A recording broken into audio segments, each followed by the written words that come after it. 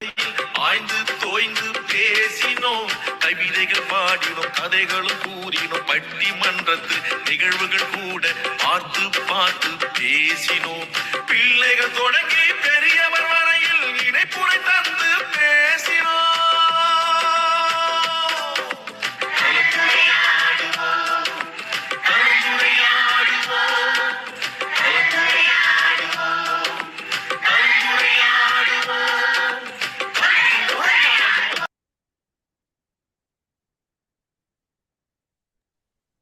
அனைவருக்கும் வணக்கம். இன்றைய நிகழ்ச்சி 2129 இன்றைய செயற்படைப்பாளர் அம்மா அவர்களை கலந்துரையாடுவோம் பேரவையின் சார்பாக வருக வருக என வரவேற்கிறோம். குறும் பொருளும் கூறுவதற்கு சகோதர சகோதரிகளே வரவேற்கிறோம். குறும் பொருளும் வரலாற்று செய்திகள் வழங்குவதற்கு டெல்லியா பிரம்மநாயகம் ஐயாவிலே அன்புடன் அழைக்கிறோம். இசைப்படல் வழங்குவதற்கு செந்தமிழ் படகி பாக்கியலட்சுமி அம்மா அவர்களையும் தென்மொழி பண்ணை நீங்கவாசன் ஐயா அவர்களையும் அன்புடன் அழைக்கிறோம். நிகழ்ச்சியின் முதல் பகுதியாக இன்றைய குரல் கூறுவதற்கு குணமதி அக்காரிலே அன்புடன் அழைக்கிறேன்.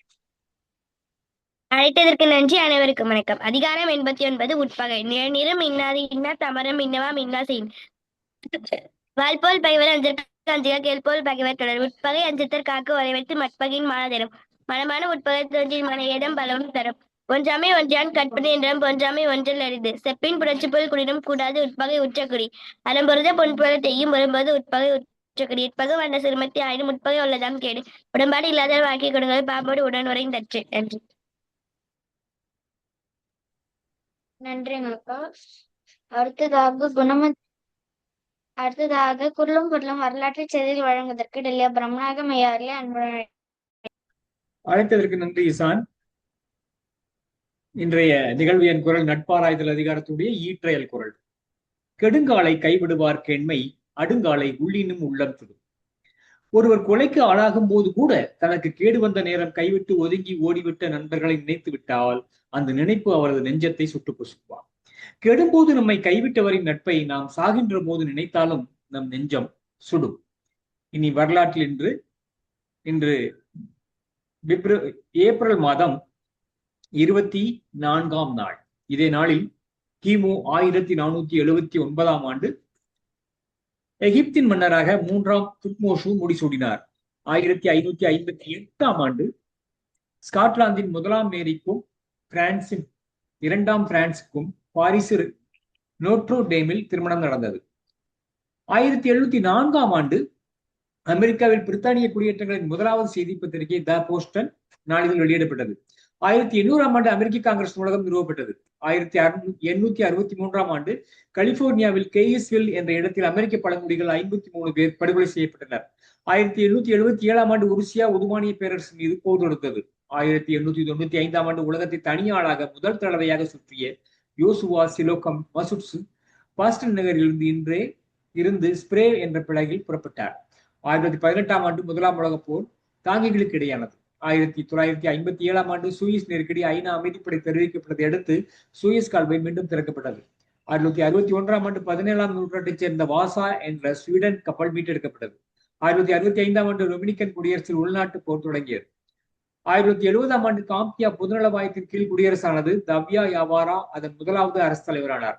1990ஆம் ஆண்டு டிஸ்கவரி விண்ணோடம் ஹாபிள் விண்வெளி தொலைநோக்கியை விண்ணுக்குள் கொண்டு சென்றது. 1993ஆம் ஆண்டு இந்தியாவில் பஞ்சாயத்து ராஜ்யம் அமைக்கப்பட்டது. 2004ஆம் ஆண்டு ஐக்கிய அமெரிக்கா லிபியா மீது 18 ஆண்டுகளுக்கு முன்னர் விதித்த பொருளாதார தடையை நீக்கியது. லிபியா பேரளவு ஆயுதங்களை அளிக்க உடன்பட்டது. 2006ஆம் ஆண்டு நேபாளத்தில் மன்னருக்கு எதிராக இடம்பெற்ற கலவரங்களை அடுத்து 2002இல் கலைக்கப்பட்ட நாடாளுமன்றத்தை மீள அமைக்க மன்னர் உத்தரவிட்டார். 2007ஆம் ஆண்டு பலாலி ராணுவ தளம் மீது தமிழீழ விடுதலை படைகள் விமானம் தாக்குதல் நடத்தின. 2013ஆம் ஆண்டு வங்காளதேசம் டாக்காவில் கட்டிடங்கள் இடிந்து விட்டதில் 1129 பேர் உயிரிழந்தனர். 2500 பேர் காயமடைந்தனர். இதே நாளில் 1934ஆம் ஆண்டு எழுத்தாளர் ஜெயகாந்தனும் 1937ஆம் ஆண்டு சூலமங்கலம் கர்நாடக இசை பாடகர் சூலமங்கலம் ஜெயலட்சுமியும் பிறந்தார்கள். இந்த நாளில் மேலும் ஒரு சிறப்பாக தமிழுக்கு தொண்டாற்றிய கனடாவில் பிறந்த கிறிஸ்துவ சமய போதராக தமிழ்நாட்டில் வந்து 40 ஆண்டு காலம் தமிழுக்கு சேவை செய்த ஜியு போப் பிறந்த நாள் இன்று. சர்வதேச ஆய்வக விலங்குகள் நாள். உலகளவில் ஆய்வுக்கூடங்களில் விலங்குகளை ஆய்விற்காக பயன்படுத்தினர். விலங்குகள் மீதும் உயிர் மருத்துவ ஆராய்ச்சி செய்கின்றனர். இதனால் விலங்குகள் வன்முறை மற்றும் துன்புறுத்தலுக்கு ஆளாகின்றன. ஆய்வக விலங்குகள் சித்தரிக்குள்ளாவதை தடுக்க தேசிய எதிர்ப்பு விவிக்சன் சங்கம் 1979 ஏப்ரல் 24 உலக ஆய்வக விலங்குகள் நாளாக அறிவித்தது. வாய்ப்பிற்கு நன்றி, வணக்கம்.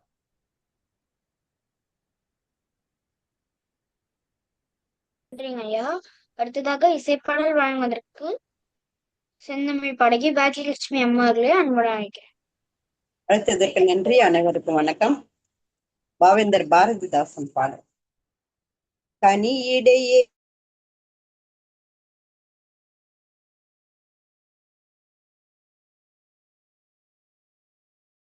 அணியிடையேறிய சுளையும் முற்றல் கழையிடையேறிய சாரும் பனிமலர் ஏறிய தேனும் காய்ச்சி பாய்கிடையே ஏறிய சுவையும் நனிப்பசு பொழியும் பாலும் தென்னை நல்கிய குளிரில நீரும் நனிப்பசு பொழியும் பாலும் தென்னை நல்கிய குளிரில நீரும் இனியன என்பேன் எனினும் தமிழை என்னுயிர் என்பேன் கண்டீர். கனியிடை ஏறிய சுளையும் முற்றல் கழையிடை ஏறிய சாரும் பொழிலிடை வண்டின் ஒலியும் கோடை குணலிடை வாய்க்கும் களியும் பொழிலிடை வண்டின் ஒலியும் கோடை குணலிடை வாய்க்கும் களியும் குழலிடை வாய்க்கும் இசையும் வீணை கொட்டிடும் அமுத பண்ணும் குழலிடை வாய்க்கும் இசையும் வீணை கொட்டிடும் அமுத பண்ணும் குழவிகள் மழலை பேச்சும் பெண்கள் கொஞ்சிடும் இதழின் வாய்க்க விழைகுவனேனும் தமிழும் தானும் மெய்யாய் உடலுயிர் கண்டீர். கனியிடை ஏறிய சுளையும் முற்றல் கழை ஏறிய சாரும் பயிலொரு அண்ணன் தம்பி அக்கம் பக்கு துறவினர் முறையா பயிலொரு அண்ணன் தம்பி அக்கம் பக்க துறவின் முறையார் தயமீது உடையார் அன்னை என்னை சந்தது மறவார் தந்தை உயிர் போல் பேசிடும் மனையால் அன்பை கொட்டி வளர்க்கும் பிள்ளை உயிர் போல் பேசிடும் மனையால் அன்பை கொட்டி வளர்க்கும் பிள்ளை அயலவராகும் வண்ணம் தமிழின் அறிவினில் உரைதற் கண்டீர். கனியிடை ஏறிய சுளையும் முற்றல் கழையிடை ஏறிய சாரும் நீலச் சுடர்மணி வானம் ஆங்கே நிறைய குளிர்வெண் நிலவாம் நீலச் சுடர்மணி வானம் ஆங்கே நிறைய குளிர்வெண் நிலவாம் காலை பருதியின் உதயம் ஆங்கே கடல் மேலெல்லாம் ஒளியாம் மாலை சுடரினில் மூழ்கும் நல்ல மலைகளின் இன்ப காட்சி மாலை சுடரினில் மூழ்கும் நல்ல மலைகளின் இன்ப காட்சி மேலென எழுதும் கவிஞர் தமிழின் விந்தையை எழுதத் தரவும் மேலென எழுதும் கவிஞர் தமிழின் விந்தையை எழுதத் தரவும் கனியிடை ஏறிய சுளையும் முற்றல் கழையிடை ஏறிய சாரும் செந்நெல் மாற்றிய சோறும் பசுனை தேற்றிய கரியின் வகையும் செந்நெல் மாற்றிய சோறும் பசுனை தேற்றிய கரியின் வகையும் தன்னிக தானிய முத்திரை கட்டி தயிரோடு மிளகின் சாரும் தன்னிக தானிய முத்திரை கட்டி தயிரோடு மிளகின் சாரும் நன்மதுரஞ்சை கிழங்கு காணில் நாவில் இணைத்திடுமம் நன்மதுரஞ்சை கிழங்கு காணில் நாவில் இணைத்திடும் அப்பம் உன்னை வளர்ப்பன தமிழா உயிரை உணர்வை வளர்ப்பது தமிழே உன்னை வளர்ப்பன தமிழா உயிரை உணர்வை வளர்ப்பது தமிழே உயிரை அறிவை கொடுப்பது தமிழே உயிரை உணர்வை வளர்ப்பது தமிழே கனியிடை ஏறிய சுளையும் முற்றல் கழையிடை ஏறிய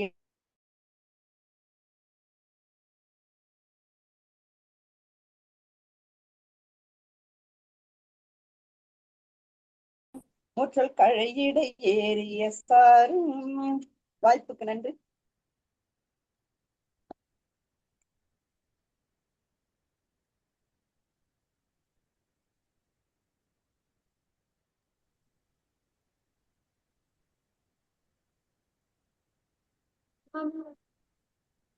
முடிச்சிட்டீங்களாமா? அடுத்தவங்களை கூப்பிடுங்க. ஐயா, இரண்டாம் பகுதி கூப்பிடுங்க. குணமதி அக்கா கூப்பிடுங்க. நன்றிங்க அம்மா. இத்துடன் முதலாம் பகுதி நிறைவடைகிறது. இரண்டாம் பகுதியை குணமதி அக்காவிடம் ஒப்படைக்கிறேன். நன்றி வணக்கம்.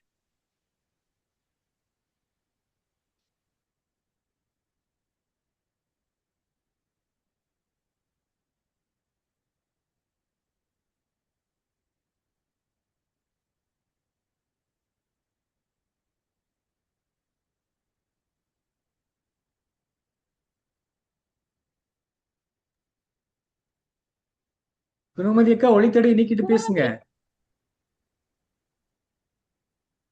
குணமதி, ஐயா ஐயா இன்னும் வரலைங்க. அழைத்ததை குறித்து அனைவருக்கும் வணக்கம். இன்றைய நிகழ்வன் 2129 கலந்துரையாடுவோம் பேரவை தமிழ்நாடு நடத்தும் புரட்சிக்களம். நாள் 24/4/2026 வெள்ளிக்கிழமை. இன்றைய சிறப்பு அழைப்பாளர் மீனா திருப்பதி அம்மா அவர்கள். விருதுகள்: கல்லூரியில் சிறந்த மாணவி, சிறந்த தலைமை பண்பு விருது, வள்ளுவர் விருது, மதுரை தமிழ்ச்சங்கம் வழங்கிய எம்ஜிஆர் இலக்கிய விருது, 100க்கும் மேற்பட்ட சமூக சேவை செய்ததற்கான ஒளிரும் பெண் விருது, லயன்ஸ் இயக்கத்தின் மிக சிறந்த தலைவர், வட்டார தலைவர்கள் இணைந்து குளம் ஆறுகளை தூர்வாரும் ஜேசிபி என்கிற எந்திரம் வாங்கிய செயலுக்கான விருது, ஏழை பெண்களுக்கான கல்வி உதவித் தொகையாக ஏறக்குறைய 1.5 கோடி ரூபாய் வைப்பு நிதிக்கான விருது. அம்மா அவர்கள் இன்று பேச எடுத்துக்கொண்ட தலைப்பு புதுவை குயிலின் புரட்சி கீதம். அம்மா, தாங்கள் 6 மணி வரை உரையாற்றலாம் அம்மா. நன்றி நன்றி. மிக சிறப்பு. எங்கள் வாழ்வும் எங்கள் வளமும் மங்காத தமிழ் என்று தங்கே முழங்கு. இனிய தமிழ் வணக்கம். கலந்துரையாடுவோம் பேரவை தமிழ்நாடு நடத்தும் புரட்சி களத்தின் ஒருங்கிணைப்பாளர்கள் ஐயா தமிழ் இயலன் கண்ணம்மாள், ஐயா பிரம்மநாயகம் அவர்கள், திருக்குறள் பாவைகள் ஷாலினி, பிரதீபா, குரலரசன், இஷான், திருமிகு காமராஜர் ஐயா, இணைந்திருக்கும் பிரம்மநாயகம் ஐயா அவர்கள், பாடகி, அருமையான பாரதிதாசன் பாடல்களை சிறப்பாக பாடிய சகோதரி பாகியலட்சுமி அவர்கள், என்னை இங்கு அறிமுகம் செய்த மரியாதைக்குரிய ஈகி ராமசாமி ஐயா அவர்கள், மிக அருமையாக. சரியா கேட்கலையா? நீதிபதி ஐயா இருக்காங்க. நிகழ்விலே இணைந்திருக்கும் நீதியரசர் ஐயா நடராஜன் அவர்கள் மற்றும் திருமதி அன்னபூர்ணி அம்மா இணைந்திருக்கிறார்கள். ஐயா வள்ளி தமிழ் டிவி என்ற பெயரிலே இணைந்திருக்கும் ஐயா அவர்களுக்கும் மற்றும் இணைந்திருக்கும் அனைத்து சான்றோர் பெருமக்களுக்கும் என்னுடைய இனிய வணக்கத்தை தெரிவித்துக் கொள்கிறேன். இது ஒரு புரட்சி களம்.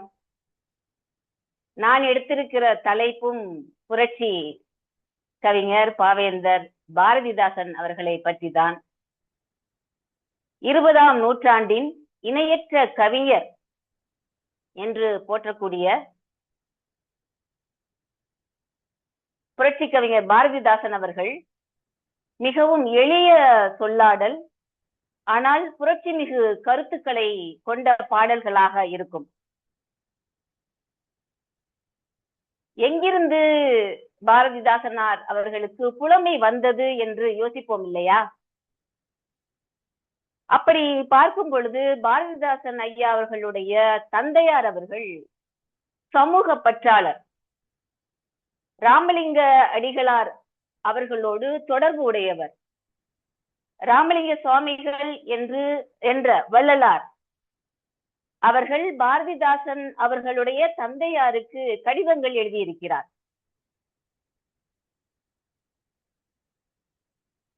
அது மாதிரியான தன்னுடைய குடும்பத்திலேயே முன்னோடியாக கிடைக்க பெற்றவர் பாவேந்தர் பாரதிதாசன் அவர்கள்.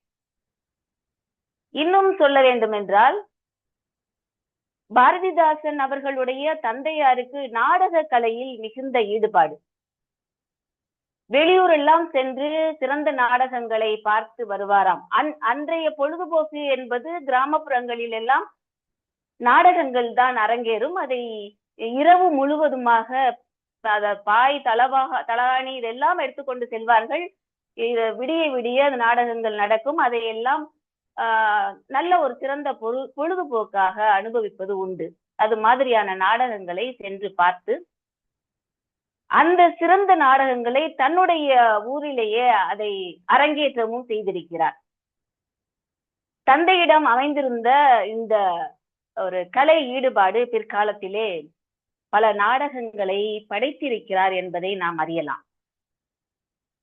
பாரதிதாசன் அவர்களை பற்றி சொல்ல வேண்டும் என்றால், அதாவது ஒரு பாட்டு, தொட்டாலும் கைமணக்கும் சொன்னாலும் வாய்மணக்கும் தூய சேற்றில் நட்டாலும் தமிழ் பயிராய் விளைந்திடுமே என்ற அந்த பாடல் வரிகள் தான்.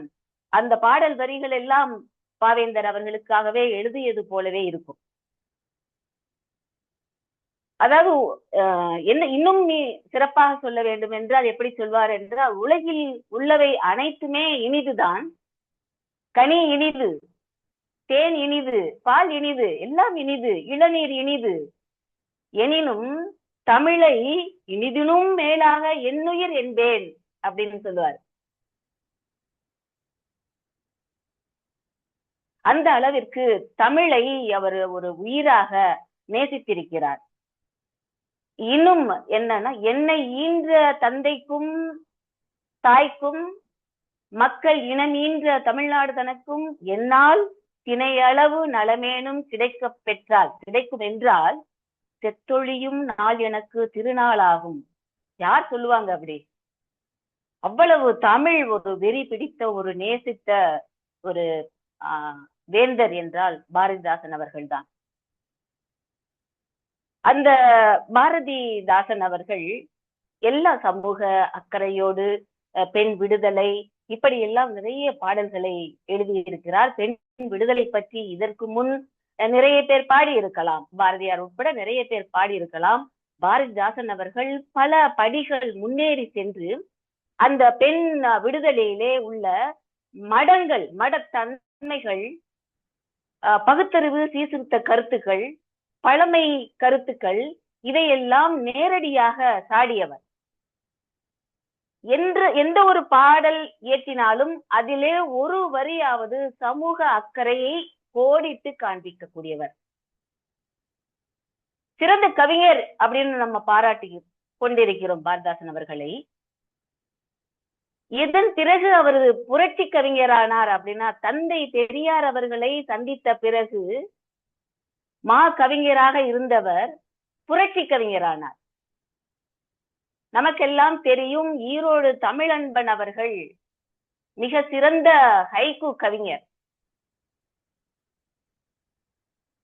அவர் எழுதியிருக்கிறார், தந்தை பெரியார் அவர்கள் கவிதை எழுதவில்லை, எழுதிய ஒரே கவிதை பாரதிதாசன் அப்படின்னு அழகான ஒரு ஹைக்கூவை சுட்டி காட்டி பாரதியாருக்கும் பாரதிதாசனுக்கும் தந்தை பெரியார் அவர்களுக்கும் எந்த அளவுக்கு அவர்களுக்கு ஒரு உடன்பாடு, ஒரு ஈடுபாடு இருந்தது என்பதை அழகாக சொல்லியிருப்பார்கள். அப்படிப்பட்ட புகழுக்கு உரியவர் புரட்சி கவிஞர் பாவேந்தர் பாரதிதாசன் அவர்கள். பாரதிதாசன் அவர்கள் தோன்றிய காலம் எப்படிப்பட்டது அப்படின்னா, இப்பொழுது போல் அல்ல. தமிழகம் மிக மிக பழமையான ஒரு பிடியில் மாட்டிக்கொண்டு இருந்த நேரம். மூட பழக்க வழக்கங்கள்னா எக்கச்சக்கமா இருக்கும். சாதி மத வேறுபாடுகள்னா சொல்லவே வேண்டாம். அதே போல தீண்டாமை, இன்னும் மது பழக்கம், பெண்ணடிமை, இளமை இளமை மனம், கைம்பெண் பழி, இப்படி பல தீமைகள் சூழ்ந்த சமுதாயமாக குரல் வளையை நெறித்து கொண்டிருந்த நேரம் அது. இப்பெல்லாம் நம்ம அதை நினைச்சு பார்த்தா கூட இந்த அளவுக்கு இருந்திருக்குமா அப்படின்னு நம்ம இப்போ அந்த காலத்தை நினைத்து வியப்போடு பார்த்த அந்த காலகட்டம் அப்படிப்பட்டதாக இருந்தது. இப்படியா நடந்துச்சு? பெண்கள் மீது இவ்வளவு கொடுமைகளா? மாட்டை விட கேவலமாகவா? ஒரு கேவலமான நிலையிலையா? இருந்திருக்கிறார்கள் என்ற அந்த காலம் இப்பொழுது பாரதிதாசன் அவர்கள் பாடல்களை எல்லாம் பாடிக்கொண்டு இருந்த பாடல்களை பார்க்கும் பொழுது நமக்கு தோன்றும். இருந்தாலும் நிறைய சுயமரியாதை இயக்கங்களும் அதை ஒற்றி நடைபோட்டார்கள். முற்போக்கு சிந்தனையாளர்கள் எல்லாம் சமூகத்தை மாற்றுவதற்கு பெரும் முயற்சி எடுத்துக்கொண்டார்கள். அந்த ஒரு கால ஓட்டம் கவிஞர் சுப்புரத்தின பாரதிதாசன் அவர்களை புரட்சி கவிஞர் பாரதிதாசன் ஆக்கியது. பாரதிதாசன் அவர்கள் பெண்களுடைய கல்வியை ஒரு எழுத்தாக, கல்வி பெண்களுக்கு கல்வி அப்படின்னு ஒரு எண் எழுத்து இப்படியாக பார்க்கவில்லை. அதிலே பெண் கல்விக்குள்ளுதான் உரிமை இருக்கிறது, அவர்களுடைய சுதந்திர உணர்வுகள் அடங்கி இருக்கிறது என்பதை கண்கூடாக கண்டறிந்தார்.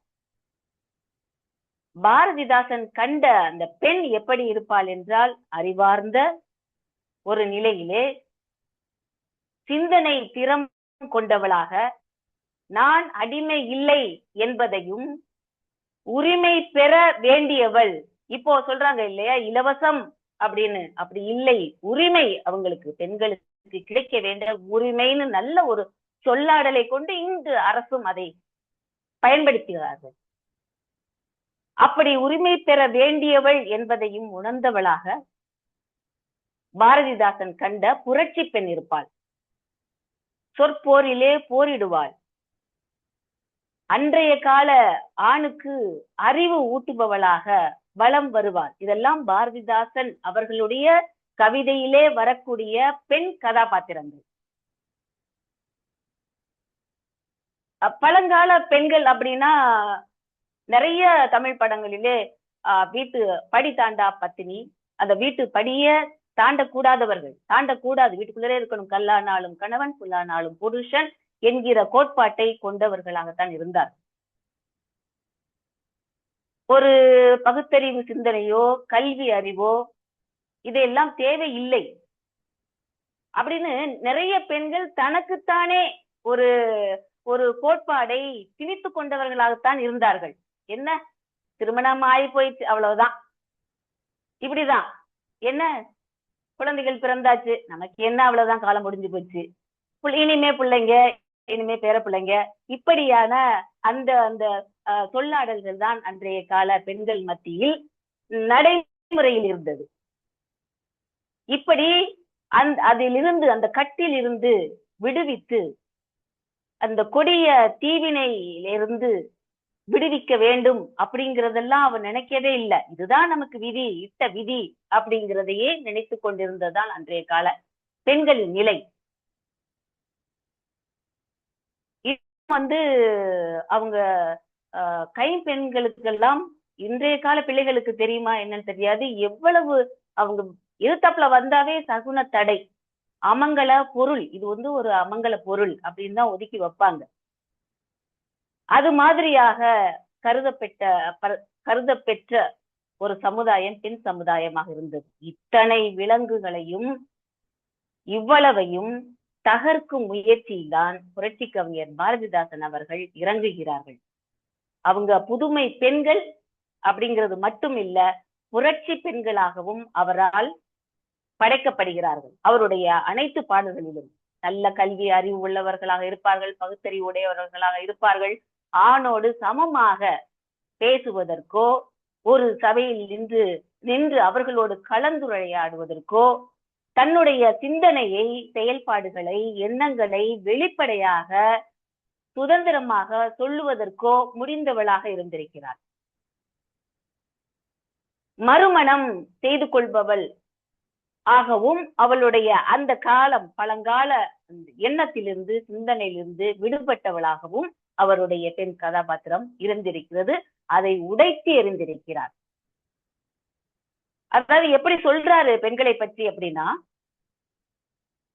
இந்த நிலையில் நீ உயர வேண்டும், இந்த நிலையில இருந்து நீ உயர வேண்டும், பெண் உலகு மலை அளவு, அதாவது மலை விளக்கு ஆகிடல் வேண்டும். அதாவது குன்றிட்ட விளக்கு அப்படின்னு கூட சொல்லல, குன்று சின்னதாக கூட இருக்கும், ஆனா மலை அப்படிங்கிறது மலையளவு, பெரிய பெரிய பெரிய அந்த உயரம், அந்த அளவுக்கு நீ ஆகிடல் வேண்டும். இவ்வளவு பெரிய ஒரு இடத்துக்கு பெண்களை வைக்க வேண்டும் என்று பெரிய ஆசை அவாவில் அவருடைய பாடல்கள் எல்லாம் இருக்கிறது. இதிலே அத குடும்ப விளக்காக கோலோச்சிய பெண்ணும் நீதான், மலை விளக்காக ஒளிர வேண்டிய பெண்ணும் நீதான், இதெல்லாம் நீதான், நீ புரிஞ்சுக்கோ அப்படிங்கிறாரு. பெண்களுக்கான கோட்பாடுன்னு சில இது இருக்கும். அப்பெல்லாம் புரிஞ்சுட்டே போகணும், சிரிக்க கூடாது, அச்சம், மடம், நாணம், பயிர்ப்பு இப்படின்னு நாலு பேர் 4 விதமா பேசுவாங்கன்னு சொல்லுவாங்க. பெண்களுக்குன்னு 4 குணம், இந்த குணத்தோட இருந்தாதான் பெண்மை பெண் அப்படின்னு ஒரு ஒரு ஒரு பெண்களுக்குன்னு இடப்பட்ட கட்டளைகளாக இருக்கும். இப்படிதான் அவங்களை சுத்தி இருக்கும். ஒரு பெண்ணை நிலைநிறுத்துறது, அறிமுகப்படுத்துறதுன்னா இப்படிதான் சொல்லுவாங்க. அவங்க தலை குனிஞ்சதுல நிமிர மாட்டாங்க, அதிர்ந்து பேச மாட்டாங்க இல்லையா? இப்படிதான் அறிமுகப்படுத்தல் இருக்கும் பெண்களை. இந்த 4 அச்சம், மடம், நாணம், பயிர்ப்பு இதுக்கெல்லாம் நம்ம பொருள் கூட ரொம்ப நாள் வரைக்கும் தெரிஞ்சதில்லை. அச்சம் தெரியும், அச்சம் அப்படின்னா நமக்கு நாணம் அப்படின்னாலும் தெரியும். இந்த மடம், பயிர்ப்பு அப்படிங்கிறது என்ன அப்படிங்கிறது பொருள் தெரியுமா? நம்ம ரொம்ப நாள் வரைக்கும் எனக்கு மடம், பயிர்ப்பு அப்படிங்கிறது பொருளே தெரியாது. இப்பதான் கூகுள்ல உடனே பார்த்து தேடலாம், எதா இருந்தாலும் ஒரு நிமிஷத்துல கண்டுபிடிச்சிடலாம். அப்படி அந்த அச்சம் என்றால் பயம், சரி. நாணம் என்றால் வெட்கம், சரி, சொல்லிடலாம். ஆனா மடம்னா நான் கேள்விப்பட்ட வரைக்கும் சங்கர மடம் இருந்திருக்கு, சாமியார் மடம் இருக்கும், இப்படிதான் மடம் அப்படிம்போம்.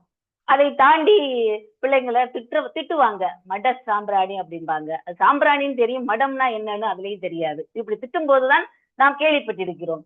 அப்ப ஏதோ திட்டுறாங்கன்னு தெரியும். மட சாம்பிராணிங்கிறத விட ஏதோ ஒரு திட்டுறதுக்காக சொல்லப்படுகிற ஒரு சொல் அப்படிங்கிறது மட்டும்தான் தெரியும்.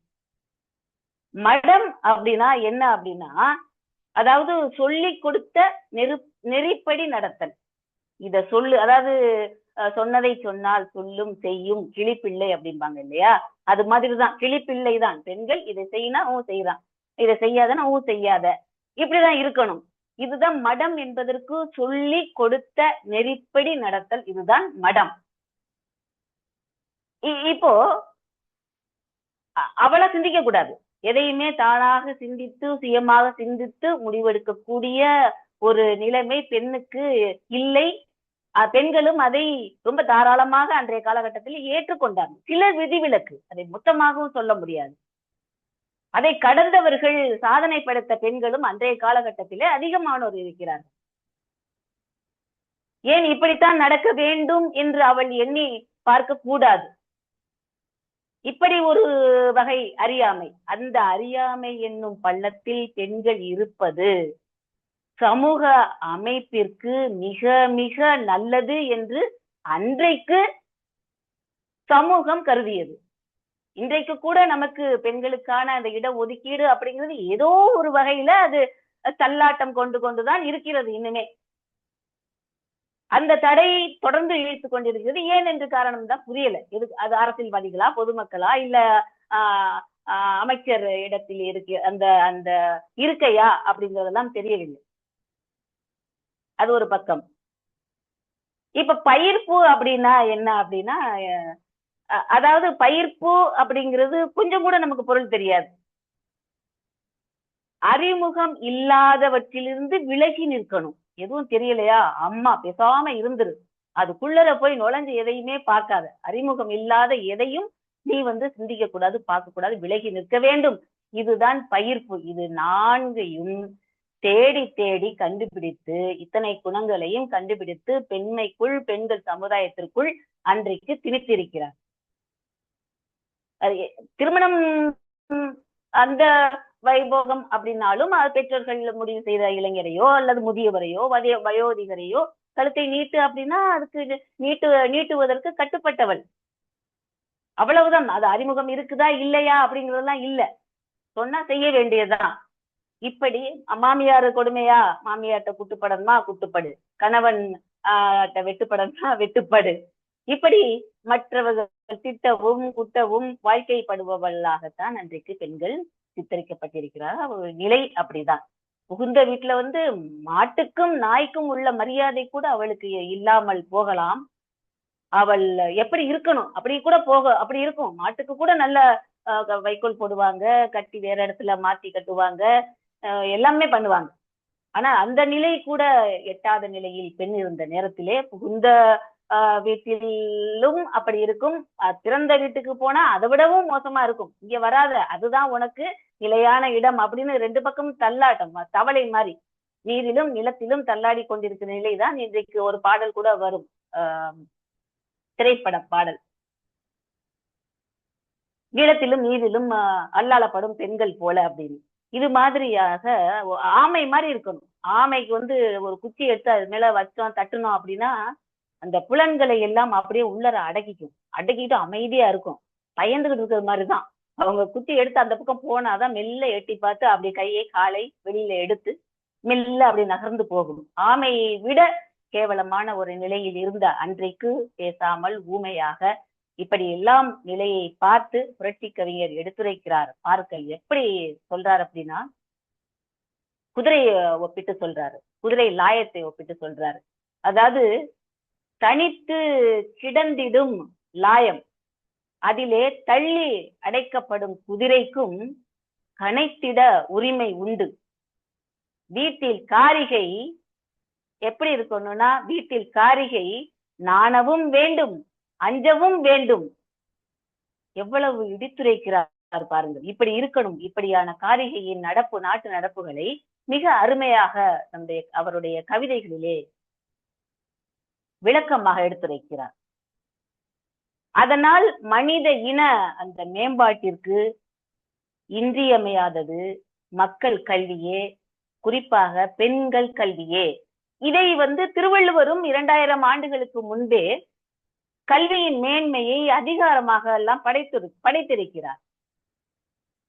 அதையே பாரதிதாசன் அவர்கள் வலியுறுத்தி மனித உரிமை, பெண் கல்வி சார்ந்த 2 பெரும் காப்பியங்களை எழுதியிருக்கிறார். நமக்கு தெரியும், குடும்ப விளக்கு, இருண்ட வீடு என்கிற 2 காப்பியங்களை அழகாக சித்தரிக்கிறார்.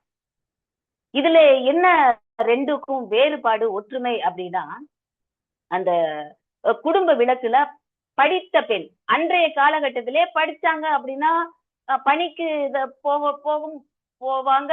போகணும் அப்படிங்கிற அவசியம் இல்லை. பெரும்பாலும் வீட்டில் தான் இருப்பார்கள். சிலர் தான் படித்து விட்டு வேலைக்கு செல்வார்கள். அப்போ வேலை வாய்ப்பும் அவ்வளவு அதிகமாகவும் இருந்ததில்லை. இன்றைய காலகட்டத்தில் என்ன படித்தாலும் அதற்கு தகுந்த வேலையை பெண்களாக இருக்கட்டும் மற்றவர்களாக இருக்கட்டும் தேடி செல்கிறார்கள். அப்படியான நிலையிலும் வீட்டுல இருந்தாலும் அறிவார்ந்த பெண் எப்படி செய்வாள், அறிவு இல்லாமல் இருக்கும் குடும்பம் எப்படி நடக்கும் அப்படிங்கிறத அது ரெண்டையும், அந்த இருண்ட குடும்ப விளக்கு, இருண்ட வீடு, இதுல வந்து ஒற்றுமைப்படுத்தி வேற்றுமைப்படுத்தி அழகாக எழுதியிருப்பார். அந்த கல்வி அறிவு பெற்ற பெண், சிந்திக்கும் திறன் பெற்ற பெண் எல்லாரையும், மாமன் மாமியார் விருந்தினர்கள், அதே மாதிரி வீட்டை தூய்மையாக வைத்துக் கொள்வது, குழந்தைகளை பராமரிப்பது, இப்படி போன்ற நல்ல ஒரு செயல்களை எல்லாம் திறம்பட எப்படி செய்கிறார் என்பது பற்றி அலசி ஆராய்ந்திருப்பார். அதாவது எப்படின்னா, குடும்ப விளக்கிலே ஒரு பாடல், ஒட்டடை கோலும் கையும் உள்ளமும் விழியும் சேர்ந்தால் கட்டிய சிலந்தி கூடு கரையானின் கோட்டையெல்லாம் கட்டியே பெருக்கி தூய்மை செய்து தனி அரசாள செய்து, இப்படி வருவார். இப்படி பாடிட்டு வரும் பொழுது, கொண்டவருக்கு எது பிடிக்கும் கணவருக்கு, கொண்டவருக்கு எது பிடிக்கும் குழந்தைகள் எதை விரும்பும், தண்டூன்றி நடக்கும் மாமன் மாமிக்கு தக்கதென்ன தேவை, இதெல்லாம் ஒண்ணும். அது தையல் பிள்ளைங்களை அனுப்புறா, மாமன் மாமியார கவனிக்கிறாங்க, கணவரை வேலைக்கு அனுப்புறாங்க, உடனே கொஞ்சம் ஓய்வாக என்ன பண்றாங்க, வீட்டை தூய்மை செய்கிறார், ஒட்டடை அடிக்கிறாரு, அதை தூய்மை செய்கிறாங்க, தையல் எந்திரத்தை எடுக்கிறாங்க, அதை தைக்கிறாங்க, மாமன் மாமியை கவனிச்சுக்கிறாங்க. அதன் பிறகு மாலை நேரத்துல பிள்ளைகள் வருவார்களே, அவர்களுக்கு என்ன உணவு கொடுக்கலாம் அப்படிங்கிற அந்த சிந்தனையோட, அது ஒரு திறமையோட சொல்லுவாங்க இல்லையா, அந்த டைம் டேபிள் போட்டு பார்ப்பாங்க அப்படின்னு. அதெல்லாம் யாருக்கு இருக்கும் அப்படின்னா, அந்த கல்வி அறிவு, அந்த சிந்தனை திறன், யோசிக்கக்கூடிய அந்த அறிவு இருக்கும் பெண்கள் இதை செய்வார்கள் அப்படிங்கிறது அந்த குடும்ப விளக்கிலே அருமையாக சொல்லி இருப்பார்கள். அதே போல இருண்ட வீடு அதுக்கு எதிர்ப்பதமாக, அதாவது கல்வி அறிவு இல்லாமை, அறியாமையோட இருக்கக்கூடியவர்கள், சோம்பேறி, இப்படி உள்ளவர்கள் நடத்தக்கூடிய குடும்பம் எவ்வாறு சீரழியும் அப்படிங்கிறதை, செல்வத்தையும் இழப்பார்கள், அதே மாதிரி புகழையும் இழப்பார்கள். இப்படியான அந்த இருண்ட வீடிலே அறியாமையினால் நடத்தக்கூடிய அந்த குடும்பம் எப்படி இருக்கும் அப்படிங்கிறதை இரண்டையும் நேர்மைப்படுத்தி சித்தரித்திருப்பார். இப்போ அப்படி அந்த அறியாத குடும்பம், படிக்காத கல்வி பெறாத குடும்பம் எப்படி அந்த பெண்கள் இருக்க வேண்டும் அப்படிங்கிறத இந்த நிலை மாறணும். பெண்கள் ஒரு புலிக்கு நிகர்ந்தவராக, ஒரு புலி நிகராக, அவர்களுடைய வீரத்திற்கு நிகராக ஆக வேண்டும் என்று அதைதான் பாரதியாரும் சுட்டி காட்டுகிறார். பெண்கள் நிமிர்ந்த நன்னடை, நேர்கொண்ட பார்வை, நிலத்தில் யாருக்கும் அஞ்சாத அந்த நெறிகளும் திமிர்ந்த ஞான செருக்கும் இருப்பதால் செம்மை மத திறம்புவதில்லையாம் அப்படிங்கிறது பாரதியார் குறிப்பிட்டிருக்கிறார். பாரதிதாசன் என்ன சொல்றாரு அப்படின்னா, அவரு இந்த ஒண்ணு சொல்லும் போது சொல்லுவாங்க இல்லையா, பிள்ளைங்களை அப்பா திட்டுனாங்க அப்படின்னா முட்டாப்பையம் அவனே அப்படிம்பாங்க. அதாவது பிள்ளைய கிள்ளியும் விடணும், தொட்டிலையும் ஆட்டி விடணும், திட்டுறது மாதிரி இருக்கணும், அவனை நோகாம திட்டவும் செய்யணும். அது மாதிரி பாரதிதாசன் என்ன பண்ணுவாருன்னா, அந்த தாய் வழியாக தாய்க்கு சொல்லும் அறிவுரையை அவள் பெறக்கூடிய குழந்தைக்கு தாய் சொல்லுவதாக சொல்லுவார். எப்படி அந்த திறன் வாய்ந்த ஒரு சிந்தனை வருகிறது பாருங்க. இந்த சமுதாயத்தை காக்கும் பிள்ளையை பெற்று எடு. சேவல், அதாவது ஆண் பிள்ளையை சேவல் என நிமிர்ந்து சிறுத்தை என பகையை தீரும் குழந்தைகளை பெற்றே நீ செல்வம் பலவும் மிக உற்றே நல்ல காவல் இருந்து வளம் தாவும் திராவிடத்தை காப்பது காண வேண்டும். அங்கேயும் ஒரு சமூக சீர்திருத்தம் வருகிறது. திராவிட தோட்டத்திலே பூத்த அழகான அற்புதமான மலர் இல்லையா பாரதிதாசன் அவர்கள். அப்போ அந்த திராவிடத்தை காக்கக்கூடிய ஒரு சேவல் என நிமிர்ந்து நிற்கக்கூடிய ஒரு பிள்ளையை பெற்று எடு அப்படிங்கிற. அப்போ அந்த தாய்க்கு தானாகவே வீரம் வந்துவிடும். அதை படிக்கும் பொழுதோ, தன்னுடைய பிள்ளைக்கு அறிவுரையை சொல்லும் பொழுதோ வர வேண்டும் என்பதற்காக எப்படியோ ஒரு வழியில கொண்டுட்டு போவார். இப்பெல்லாம் கேட்கவே வேண்டாம், வானூர்தி எல்லாம் ஓட்டுறாங்க பிள்ளைகள். கடல், கடலாக இருக்கட்டும், ஆகாயமாக இருக்கட்டும், எந்த பிரச்சனையும் இல்லை. அவ்வளவு ஒரு துணிச்சலோட பெண்கள் அந்த செயல்படாத துறை இல்லை அப்படின்னு சொல்கிற அளவிற்கு பெண்கள் அன்றும் இன்று இருக்கிறார்கள், அன்றுமே இருந்தார்கள். விடுதலை போராட்ட காலத்தில் இருந்தெல்லாம் பார்த்தா வீர பெண்மணி வேலு நாச்சியார், இன்னைக்கு குயிலி, இவங்க எல்லாமே ஒரு படை தளபதியாக அரசியாக இருந்து போரிட்டவர்கள் எல்லாம் நமக்கு தெரியும். இன்னும் காந்தியடிகளுக்கு தென்னாப்பிரிக்காவிலே ஒரு அறப்போரில் துணை நின்ற தில்லையாடி வள்ளியம்மை எல்லாம் அவர்களை எல்லாம் நாம் பார்த்திருக்கிறோம். இங்கும் நம்முடைய அற போர் திலகம் என நம்ம பாராட்டக்கூடிய அளவிற்கு அன்னை ஈவேரா நாகம்மையார் அவர்களையும் நாம் எடுத்துக்கொள்ளலாம். ஒரு பெரிய உதாரணம் அவர்கள். முதல் பெண் மருத்துவராக இருந்த மருத்துவர் முத்துலட்சுமி அம்மையார் அவர்கள், மூவாளூர் ராமாமிர்தம் அம்மையார் அவர்கள், நம்ம மணியம்மையார் புறநானூற்று தாய் என்று போற்றக்கூடிய அளவிற்கு பல செயல்பாடுகளை செய்த மணியம்மையார் அவர்களை நாம் கண்கூடாக நாம் பார்த்தோம், பலர் பார்த்திருப்போம். இப்படி இன்று ஆயிரக்கணக்கான குழந்தைகள் நல்ல கல்விக்கூடம் செல்வதற்கும் இப்போ அரசும் நிறைய வழிவகைகளை அவர்களை கல்வி மேம்பாடு அடைவதற்கும் நிறைய சலுகைகள் எல்லாம் கொடுத்து ஊக்கப்படுத்துவதெல்லாம் இன்றைய காலகட்டத்தில் நடந்து கொண்டிருக்கிறது.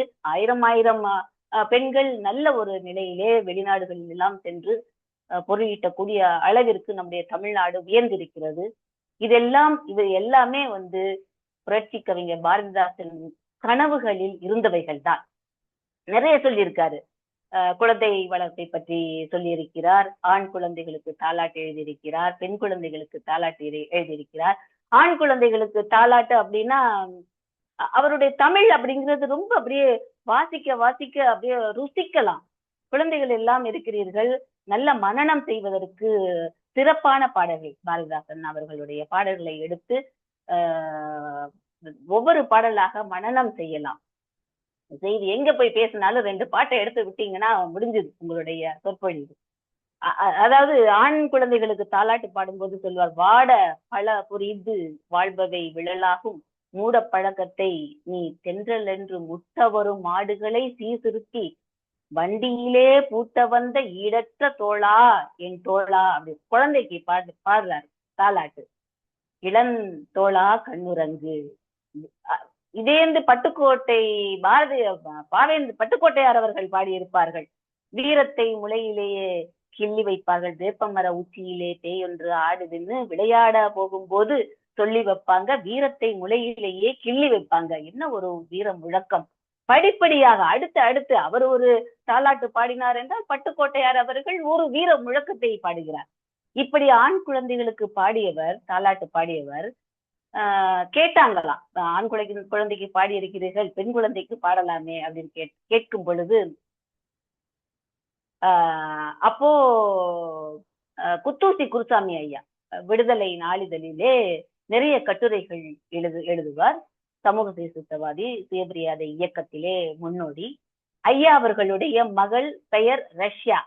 அவருக்கு குழந்தையாக இருக்கும்போது புரட்சி கவிஞர் அவர்கள் பாடிய பாடல் தான் சோலை மலரே அப்படின்னு ஒரு பாட்டு. சோலை மலரே சொர்ணத்தின் வாரப்படமே, காலை இளஞ்சூரியனை காட்டும் பனிங்குருவே, வன்மை உயர்வு மனிதர் நலமெல்லாம் பெண்ணையினால் உண்டென்று பேச வந்த பெண்ணழகே, நாயென்று பெண்ணை நவிழ்வார்க்கும் இப்புவிக்கு தாயென்று காட்ட தமிழருக்கு வாய்த்தவளே, இப்படின்னா பாடிட்டு நிறைய அறிவுரைகளோடு பாடுவார். வேண்டாத சாதி இருட்டு வெளுப்பதற்கு தூண்டா விளக்காய் துளங்கும் பெருமாட்டி புன்னி சரம் விடுக்கும் பொய் மதத்தின் கூட்டத்தை கண்ணில் களம் சிந்தி கட்டவிழ்க்க வந்தவளே, கண்ணில் கனல் சிந்தி கட்டவிழ்க்க வந்தவளே அப்படின்னு பாடிட்டே வருவாங்க. இறுதி வரியாக, சாணிக்கு பொட்டிட்டு சாமி என்பா செய்கைக்கு நாணி உறங்கு நகைத்து நீ கண்ணுறங்கு அப்படின்னு இவ்வளவு ஒரு புரட்சிகரமான பாடல். இதெல்லாம் அந்த குழந்தை உறங்கும் பொழுது, தொட்டிலே உறங்கும் பொழுதே கேட்டுக்கொண்டு வளர வேண்டும். அப்படி வளர்கிற பெண் குழந்தை எப்படி இருக்கும் அப்படிங்கிறது, அந்த குழந்தைகள் தான் இன்றைய கால தலைமுறை. இப்ப ஜென்சி எல்லாம் சொல்றீங்க இல்லையா, அது மாதிரியான தலைமுறையிலே வாழக்கூடிய பெண்கள் தான் இவர்கள். இது நிறைய சொல்லிக்கொண்டே போகலாம். இன்னொன்று, இந்த பெண் கல்வியை பற்றி சொல்லும் பொழுதும் தந்தை கவலையோடு அனுப்புவதாக ஒரு பாடல் பாடியிருப்பார். இதை மட்டும் நான் சொல்லிவிட்டு என்னுடைய நேரம் சரியாக இருக்கும் என்று நினைக்கிறேன். அப்பெல்லாம் பள்ளிக்கூடத்துக்கு ஆசிரியர்கள் என்ன பண்ணுவாங்கன்னா, குழந்தைகளை எண்ணிக்கைக்காக வீடு வீடா போயிட்டு அழைச்சிட்டு வருவாங்க. அப்படி பள்ளிக்கூட மணி அடிச்சுட்டு ஆசிரியர் வெளியில வீட்டுக்கு வீடா வரும்போது ஒரே சத்தமா இருக்கும், ஊர் முழுவதும் சத்தமா இருக்கும். ஏன்னா பிள்ளைங்க வரமாட்டாங்க, அழுவாங்க. பின்னாடி அம்மா அப்பா பின்னாடி போய் ஒளிஞ்சுக்குவாங்க, நான் வரல, நான் பள்ளிக்கூடம் போகல அப்படின்னு. என்னதான் அப்போ கண்டார்கள் என்று தெரியவில்லை. அப்படி ஒரு ஊரே கலேபரம் ஆயிடும். அப்படி ஆன காலத்திலே பிள்ளைகள் பள்ளிக்கு செல்வதற்கு அழுகிறார்கள் என்ற அந்த நிலை மாற வேண்டும் என்று தலைவாரி பூச்சூட்டி உன்னை பாடசாலைக்கு போய் என்று சொன்னால் உன் அன்னை சிலை போல ஏன் அங்கு நின்றாய், நீ சிந்தாத கண்ணீரை ஏன் சிந்துகின்றாய். இப்ப அப்படிதான் இருந்துச்சு அன்றைய காலகட்டம். விலை போட்டு வாங்கவா முடியும் கல்வி, வேலை தோறும் கற்று வருவதால் படியும், மலை வாழை அல்லவோ கல்வி, நீ வாயார உண்ணுவாய் போயன் புதல்வி. அப்புறம் அப்பா கவலையா சொல்றார், படியாத பெண்ணாக இருந்தால் கேலி பண்ணுவார் என்னை இவ்வூரார் தெரிந்தார், கடிகாரம் ஓடு முன் ஓடு என் கண்ணல்ல அண்டை வீட்டு பெண்களோடு கடிதாய் இருக்கும். இப்போது எப்போதுமே சொல்லுவார், படிக்கணும் அப்படின்னா நூலைப்படி, சங்கத்தமிழ் நூலைப்படினா முதல்ல படிக்கும்போது கொஞ்சம் கடினமாகத்தான் இருக்கும், போக போக ருசிக்கும் என்பார். அது போல கடிதாக இருக்கும் இப்பொழுது கல்வி கட்டிட தெரியும் அப்போது. கடல் சூழ்ந்த இத்தமிழ்நாடு பெண் கல்வி என்கிறது அன்போடு. இப்படி நிறைய பெண்கள் கல்வி கற்க வேணும், குடித்தனம் பேணுவதற்கே அப்படின்னு நிறைய பாடியிருக்கிறார் பாரதாசன் அவர்கள். நேரம் சரியாக எனக்கு 6 மணி வரைக்கும் கொடுத்திருக்கிறார்கள்.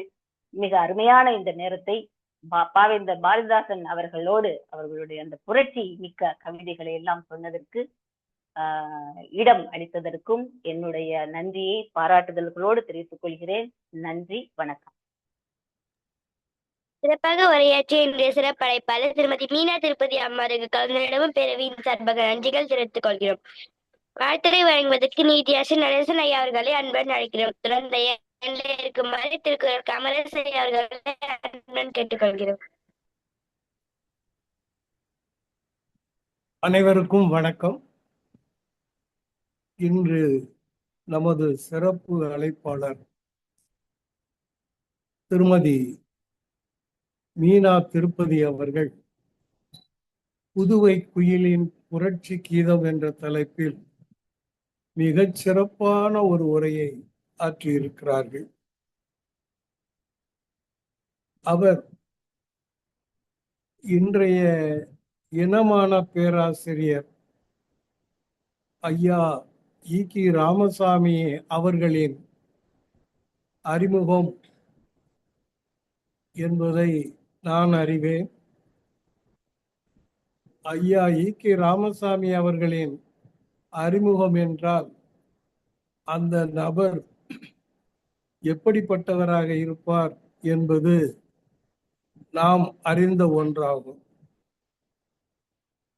பொதுவாக கம்பரை பற்றி சொல்வார்கள், கம்பன் வீட்டு கட்டுத்தெரியும் கவிபாடும் என்பார்கள். இங்கே ஈகேஆரின் இல்லத்தில் இண்டு இடுக்கும் இனமானம் பற்றி பேசும் என்பது நாங்கள் கண்டு அறிந்த ஒன்று. அப்படிப்பட்ட வரிசையிலே தான் அம்மா மீனா திருப்பதி அவர்கள் இன்று நம்முடைய பேசியுள்ளார். அவரை அறிமுகம் செய்வதற்கு இந்த பேரவையில் அறிமுகம் செய்து உரையாற்ற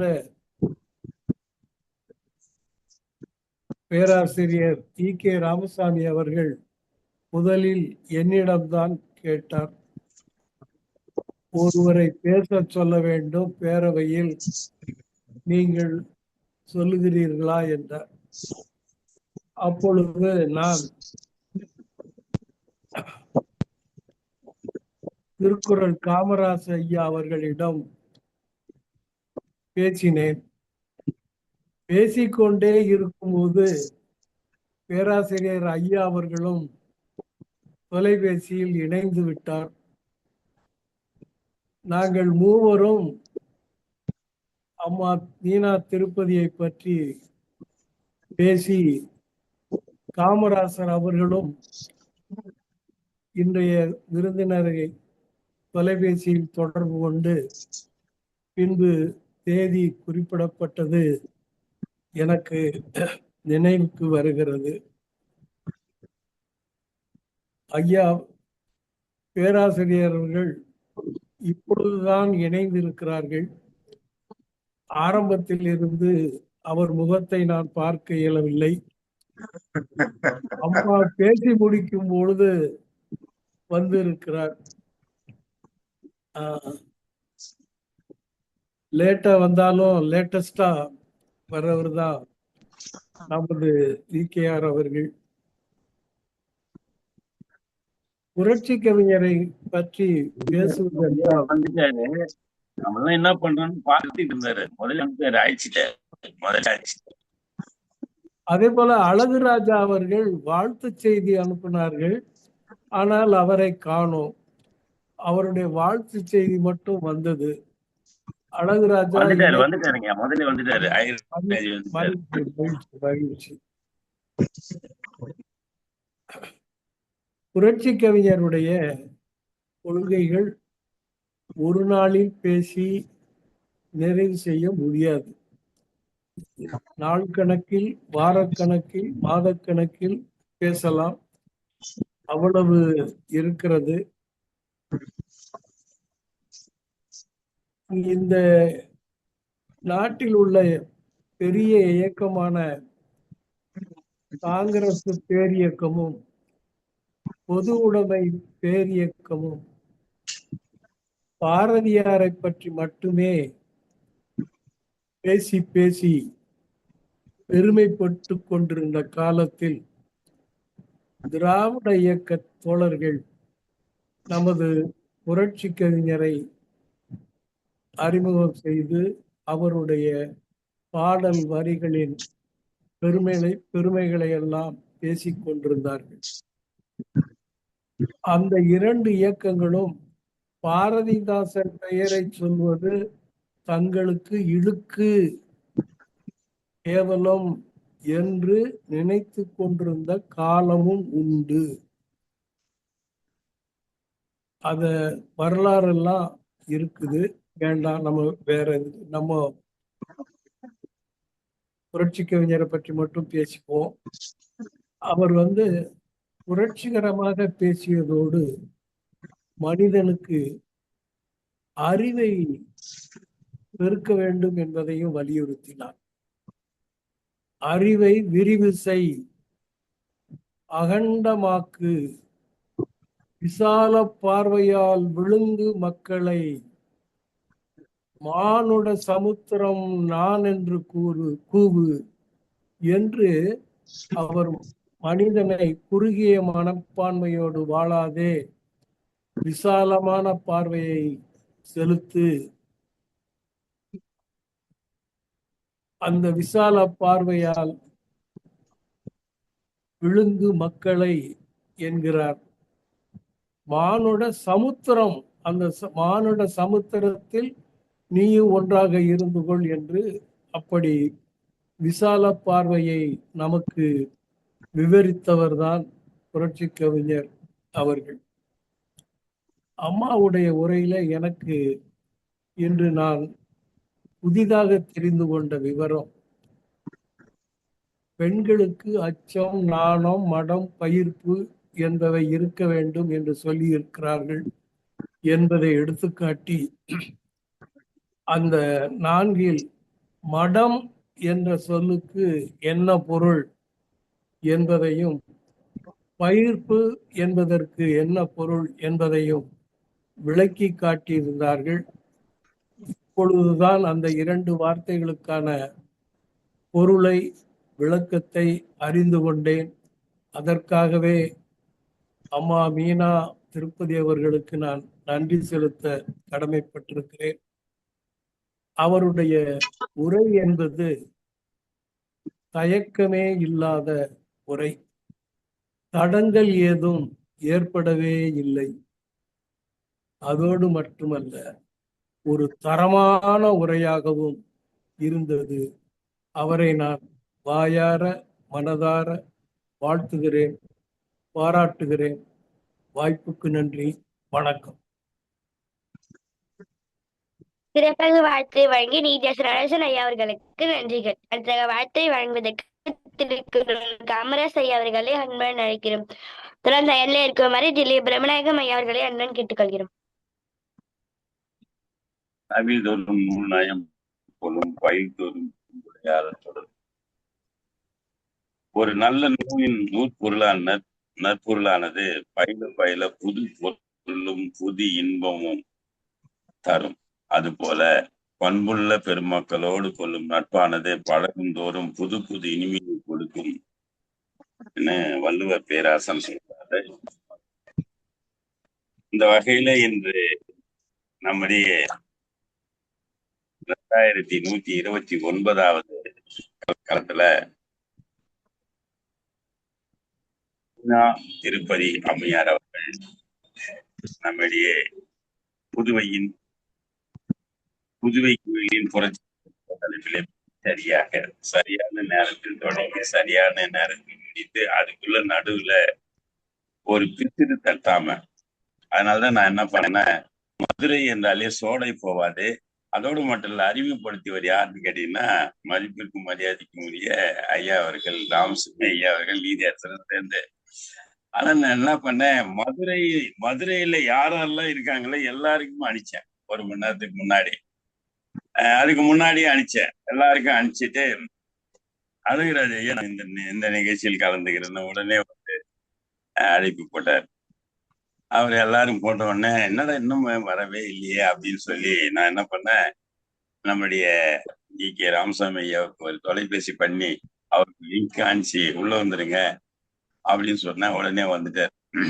எல்லாரும் வந்துட்டு முகத்தை காட்டாமலே இருக்கவே ஐயா என்ன இன்னமும் வரலையே அப்படின்னு சொல்லிட்டு இந்த அவையில் இருக்கின்ற அழகிராஜ் திருமதி அன்னபூர்ணி அம்மா, குரலரசி சுவாதி, அம்மா, குணமதி, மரியாதைக்குரிய பெரியண்ணன் ஐயா அவர்கள், நீதியரசு ஐயா அவர்கள், மீனா அம்மா அவர்கள், ராமசாமி ஐயா அவர்களையும் வணங்கி கடைசியாக இன்று திருமண நாள் காணும் ஐயா டெல்லி பிரம்மநாயகம் ஐயா அவர்களுக்கு நம்முடைய அரங்கம் திருமண நல்வாழ்த்துக்களையும் திருமண நாள் நல்வாழ்த்துக்களையும் சொல்லி ஒரு பெரும் மகிழ்ச்சியோடு இந்த விழாவை கொண்டாடி கொண்டிருக்கிற, அதை ஒரு பதிவு பண்ணி எல்லாருக்கும் அதை காணொலியாக மாற்றி கொண்டிருக்கிற நம்முடைய சிந்தனை செல்வர் பிரம்மநாயகம் ஐயாவை காலையிலிருந்து அழைக்கிறேன்.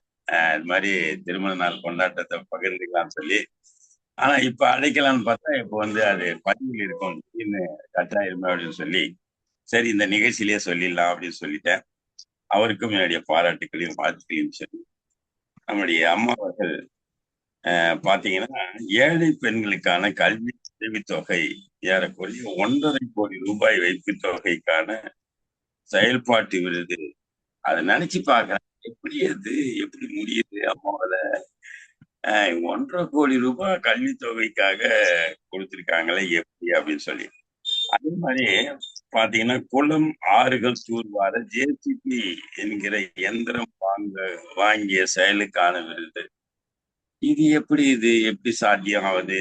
ஆறு குளத்தெல்லாம் சரி பண்றதுக்கு, அதை சுத்தம் பண்றதுக்கு தனியாவே ஒரு ஜேசிபி வாங்கிட்டாங்க அப்படின்னு சொல்லி.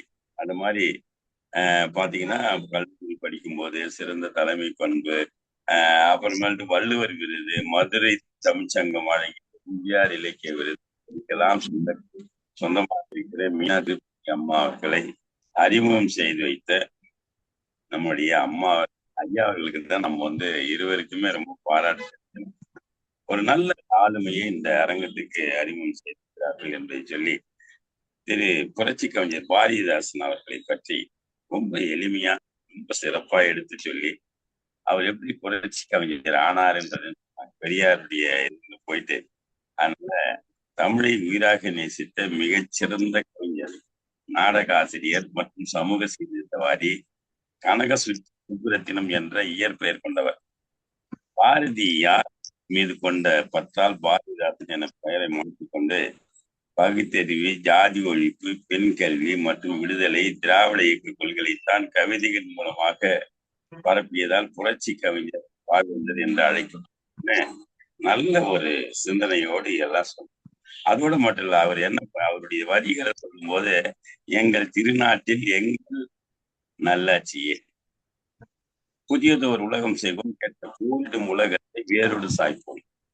இருக்கிற ஈரானிய பிரச்சனையை அன்னையே சொல்லிட்டு போயிறார். புதியதோர் உலகம் செய்வோம், கெட்ட போரிடும் உலகத்தை வேரோடு சாய்ப்போம். தமிழுக்கும் அமுதென்று பேர், அந்த தமிழ் என்ப உயிருக்கு நேர், எங்கள் வாழும் எங்கள் வளமும் மக்காத தமிழ் சங்கிய முழங்குது. டெய்லி நம்முடைய பிரம்மநாயகம் ஐயாவுடைய வாயால இதனை கேட்போம். அப்படிப்பட்ட வரிகள் கூட பாத்தீங்கன்னா ஈராக்ல நம்ம இந்திய அரசாங்கம் போட்டு செய்யும், அங்கிருந்து எல்லாம் வெளியே வந்துருங்க, ஏன்னா ஒரு பெரிய விஷயம் நடக்க போது, கண்டிப்பாக எல்லாரும் வெளியே வந்துருங்க அப்படின்னு சொல்றதுக்கு எல்லாரும் வெளியே வந்துட்டாங்க, உள்ளெல்லாம் போகக்கூடாது அப்படின்னு. அந்த மாதிரி எல்லாம் போர் நடக்கிற காலமாக மாறிவிட்டது. இருந்தாலும் கூட தந்தை பெரியாரின் பகுத்தறிவு மற்றும் சுயமரியாதை இயக்கத்தில் தீவிர தொண்டனாக இருந்து பாண்டியன் பரிசு, அழகில் சிரிப்பு, இருண்ட வீடு, தமிழகம் மற்றும் திங்கள் இதழ், இப்படி எல்லா மறைவுக்கு பின் சாகித்ய அகாதமி கொடுத்தாங்க.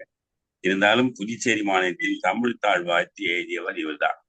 மிகவும் பாடுறாங்க. அந்த மாதிரி பெரிய புகழுக்கெல்லாம் சொந்தக்காரர்.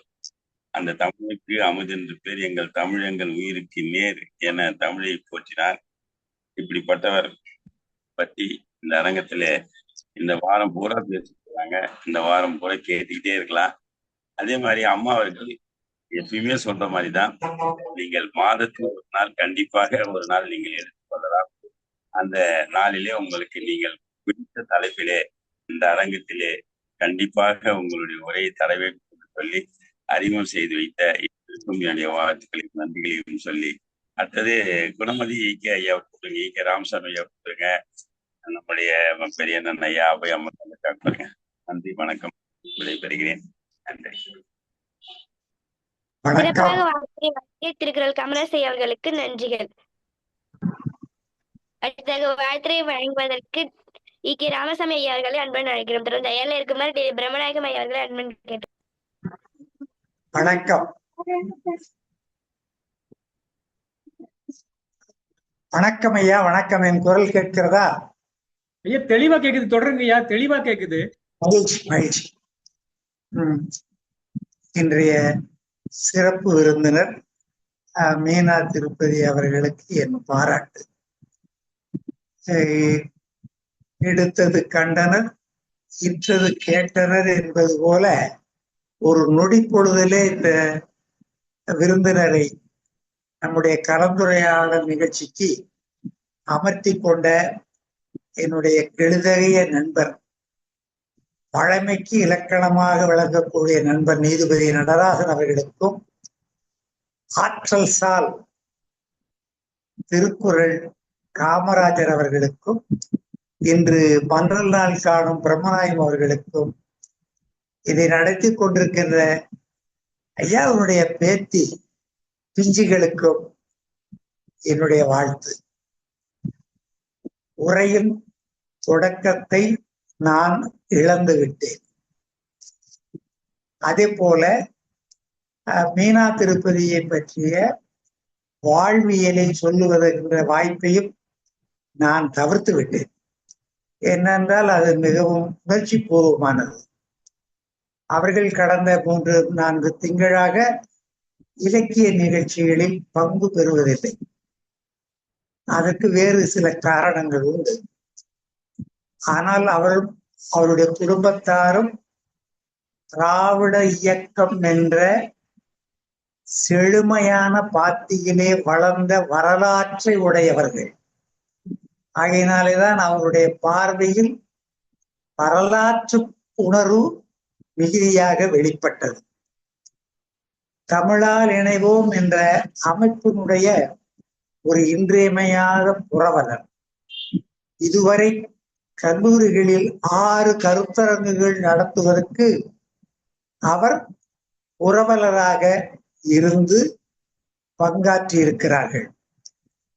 அது மட்டுமல்ல, திராவிட இயக்கத்தை நன்றாக படித்தவர்கள், அதை வெளிப்படுத்தும் ஆற்றல் பெற்றவர்கள்.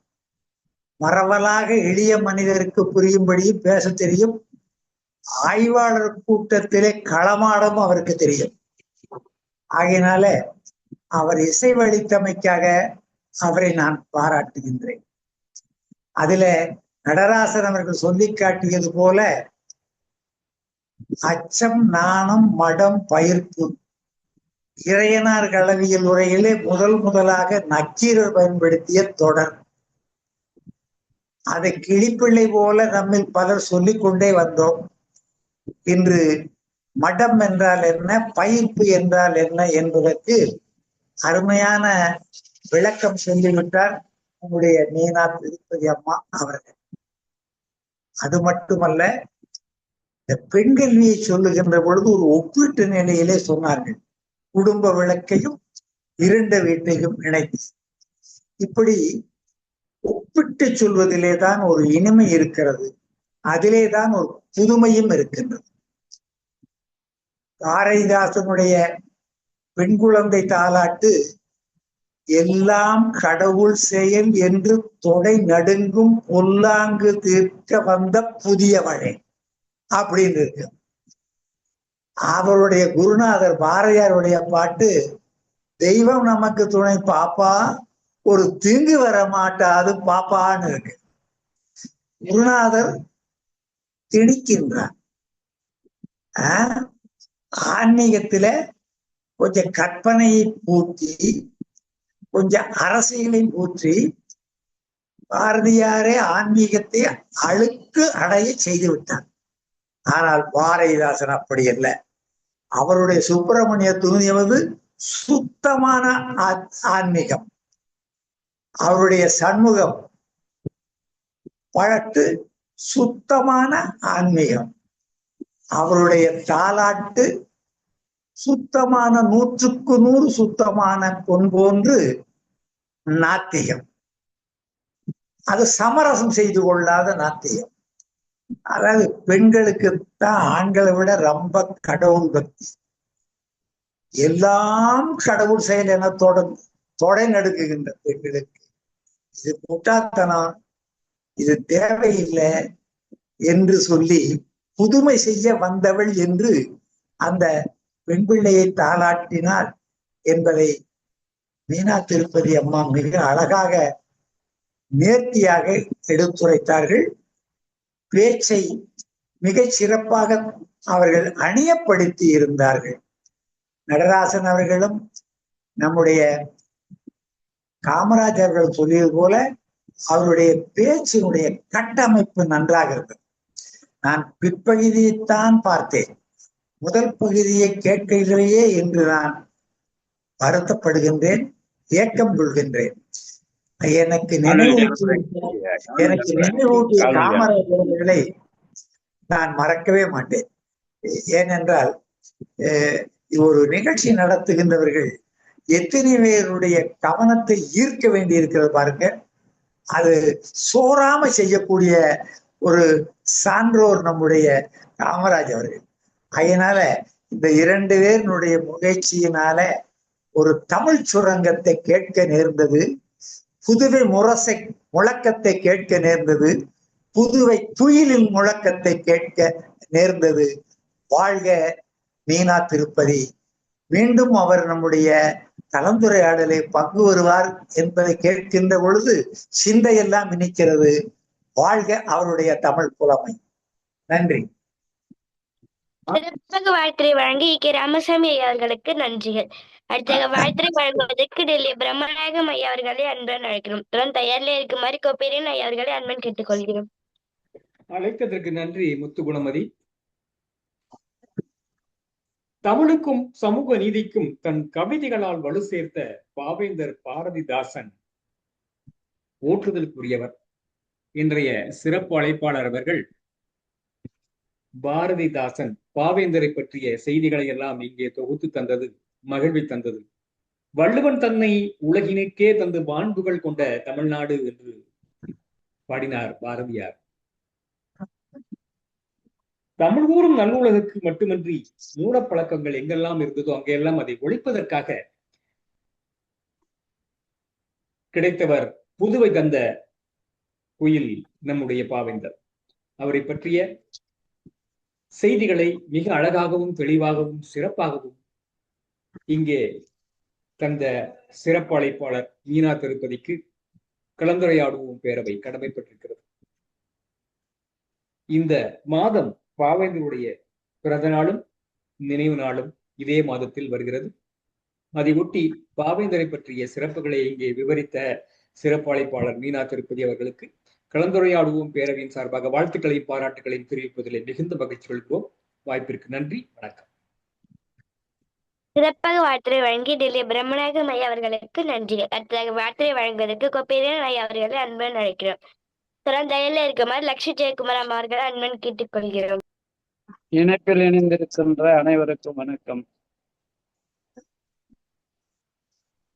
புரட்சி கவிஞர் பாரதிதாசனுடைய கருத்துக்களை எல்லாம் மிக அருமையாக கோர்வையாக ஒப்பிட்டு மிகச் சிறப்பாக எடுத்துரைத்தார்.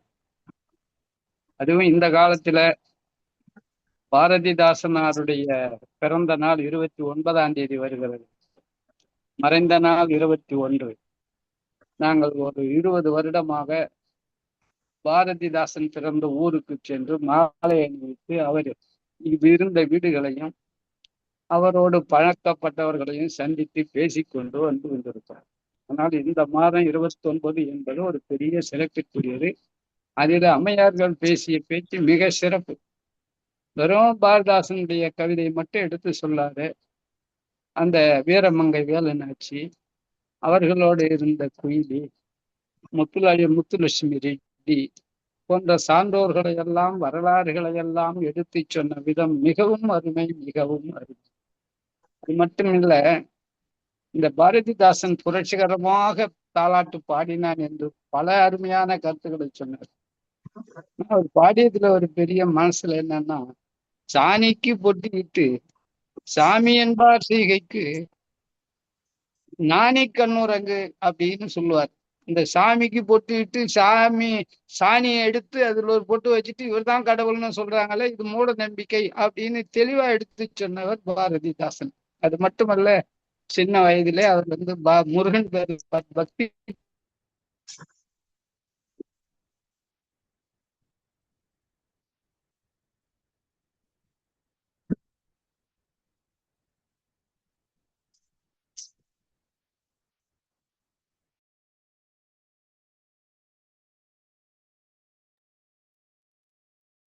குணமதிக்கு அடுத்தவங்களை கூப்பிடுங்கம்மா. வாழ்த்துறை வழங்குவதற்கு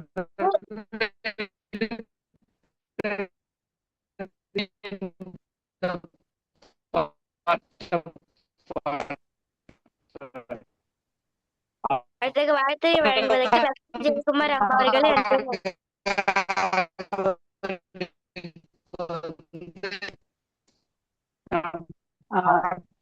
நன்றி குணமதி.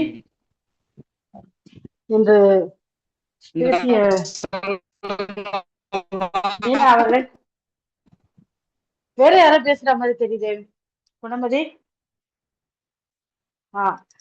நன்றி குணமதி. இன்று பேசிய மீனா அவர்கள் அச்சமடம் நாணம் பயிர்ப்பு என்பதன் விளக்கத்தை மிக அழகாக சொன்னார்கள்.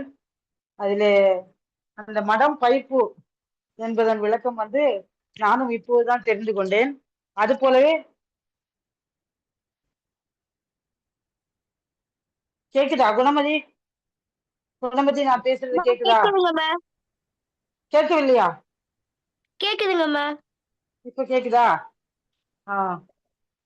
அச்சமடம் நாணம் பயிர்ப்பு என்பதை மீனா அவர்கள் மிக அழகாக சொன்னார்கள். அது போலவே பாரதிதாசன் அவர்களின் தாலாட்டு, ஆண் பிள்ளைகளுக்கு தாலாட்டு, பெண் பிள்ளைகளுக்கு தாலாட்டு. இந்த தலைவாரி பூச்சூடி உன்னை பாடசாலைக்கு போய் என்று சொன்னால் உன் அன்னை. இந்த பாடல் மிக மிக மிக பழமையான மிக அழகான பாடல். சீர்காழி கோவிந்தராஜன் அவர்கள் இதை மிக மிக அழகாக பாடியிருப்பார். நான் சிறு வயதிலே அந்த பாடலை அந்த குழுவினரோடு அவர் பாடியதை கேட்ட நினைவு எனக்கு வருகிறது. மிக மிக அழகு. இவர் மீனா அவர்களுக்கு எனது மனமார்ந்த வாழ்த்துக்களையும் பாராட்டுகளையும் தெரிவித்துக் கொள்கிறேன். நன்றி குணமதி, வணக்கம். சிறப்பாக வாழ்த்துறை வழங்கிய லட்சுமி ஜெயக்குமார் அம்மா அவர்களுக்கு நன்றிகள். வாழ்த்துறை வழங்குவதற்கு நன்கொடை அவ்வை அம்மா அவர்களை அன்பன் அழைக்கிறோம். துடன் தயாரிலே இருக்குமாறு அழகராஜன் ஐயா அவர்களை அன்பன் கேட்டுக்கொள்கிறோம். அவ்வை அம்மா.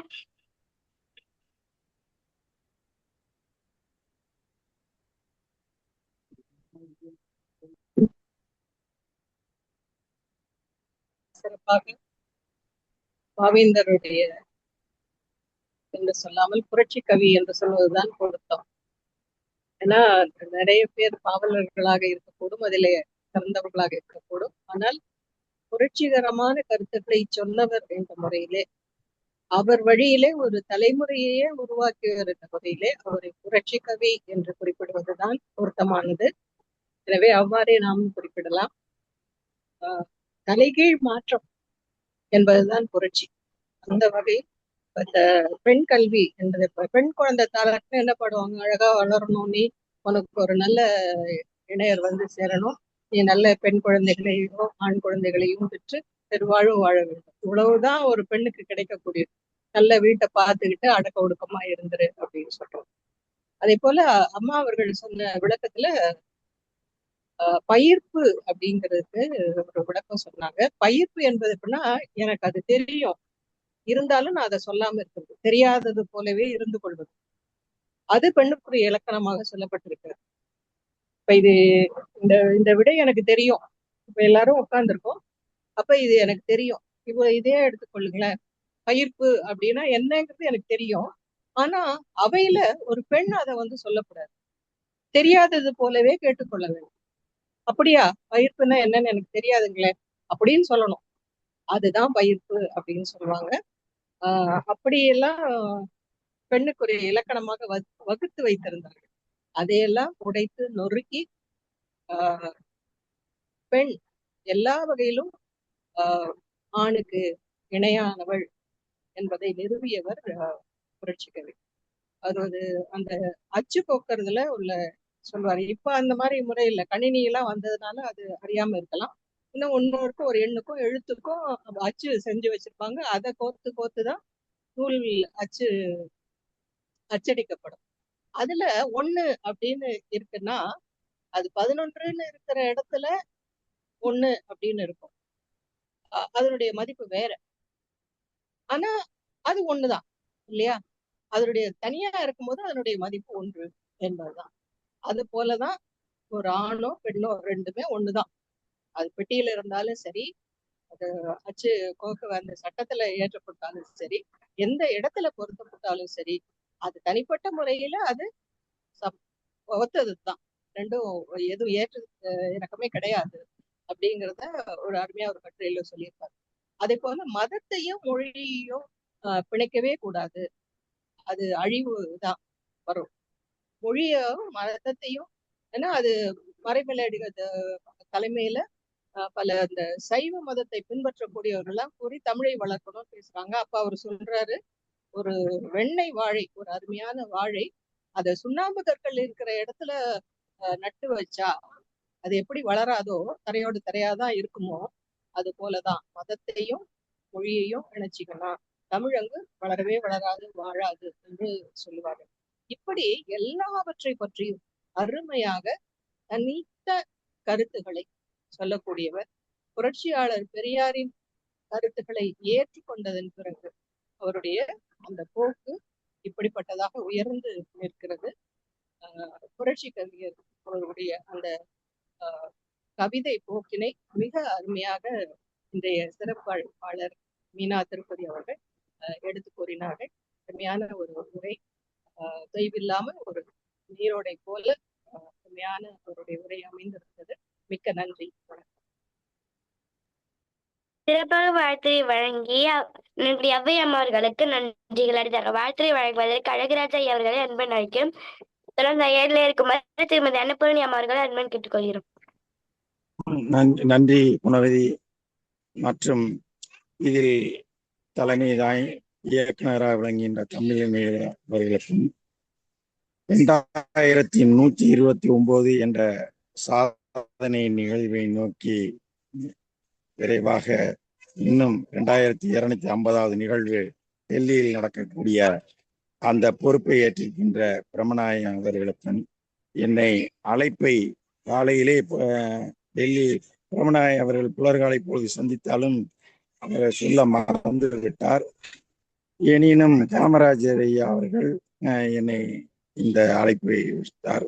அவருக்கும் நீதிபதி நடராஜ் ஐயா அவர்களுக்கும் பேராசிரியர் ஐயா என்னுடைய ஆசான் வி.கே. ராமசாமி ஐயா அவர்களுக்கும் மற்றும் அவை மற்றும் பெரியண்ணன் இன்னும் பலர் இந்த அவையில் உள்ளனர். அனைவரைக்கும் வணக்கத்தை சொல்லி, சிறப்பு விருந்தினர் அவர்கள் மதிப்பெறும் முனைவர் பெரியாருடைய அவருடைய தந்தையார் பெரியாருடைய கொள்கையிலே வளர்ந்தவர். அதன் அடிப்படையிலேயே அம்மா மீனா திருப்பதி அம்மையார் அவர்களும் பெரியாரின் கொள்கையில் ஈடுபாடு உள்ளவர், அதன்படியே வாழ்ந்தவர், பகுத்தறிவு சிந்தனையாளர், தமிழால் இணைவும் அந்த பேரியக்கத்தின் தூணாக துணைத் தலைவராக இருக்கக்கூடியவர்.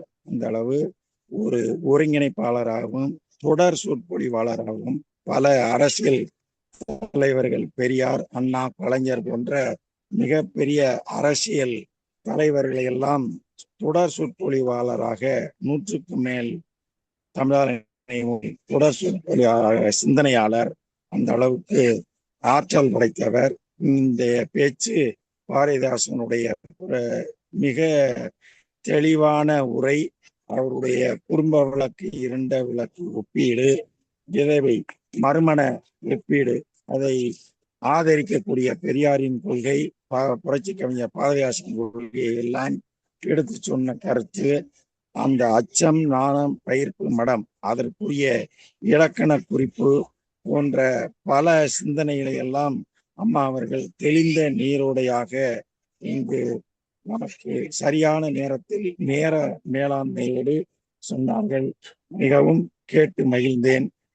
அதாவது வெளியில் ஒரு பள்ளி விளையாட்டு அரங்கத்தில் இருக்கின்றேன். எனவே இந்த குழந்தைகள் சத்தத்தோடு இந்த உரையை கேட்டுக்கொண்டேன். இருந்தாலும் அம்மையாருடைய உரையை பல முறை கேட்டிருக்கிறேன். பொழுதும் சிறப்பாக இருந்தது. அனைவருக்கும் நன்றி, வாய்ப்புக்கு நன்றி. அவர்களுடைய உரை மிகவும் தெளிவாக சிறப்பாக இருந்தது. நன்றி. நன்றி.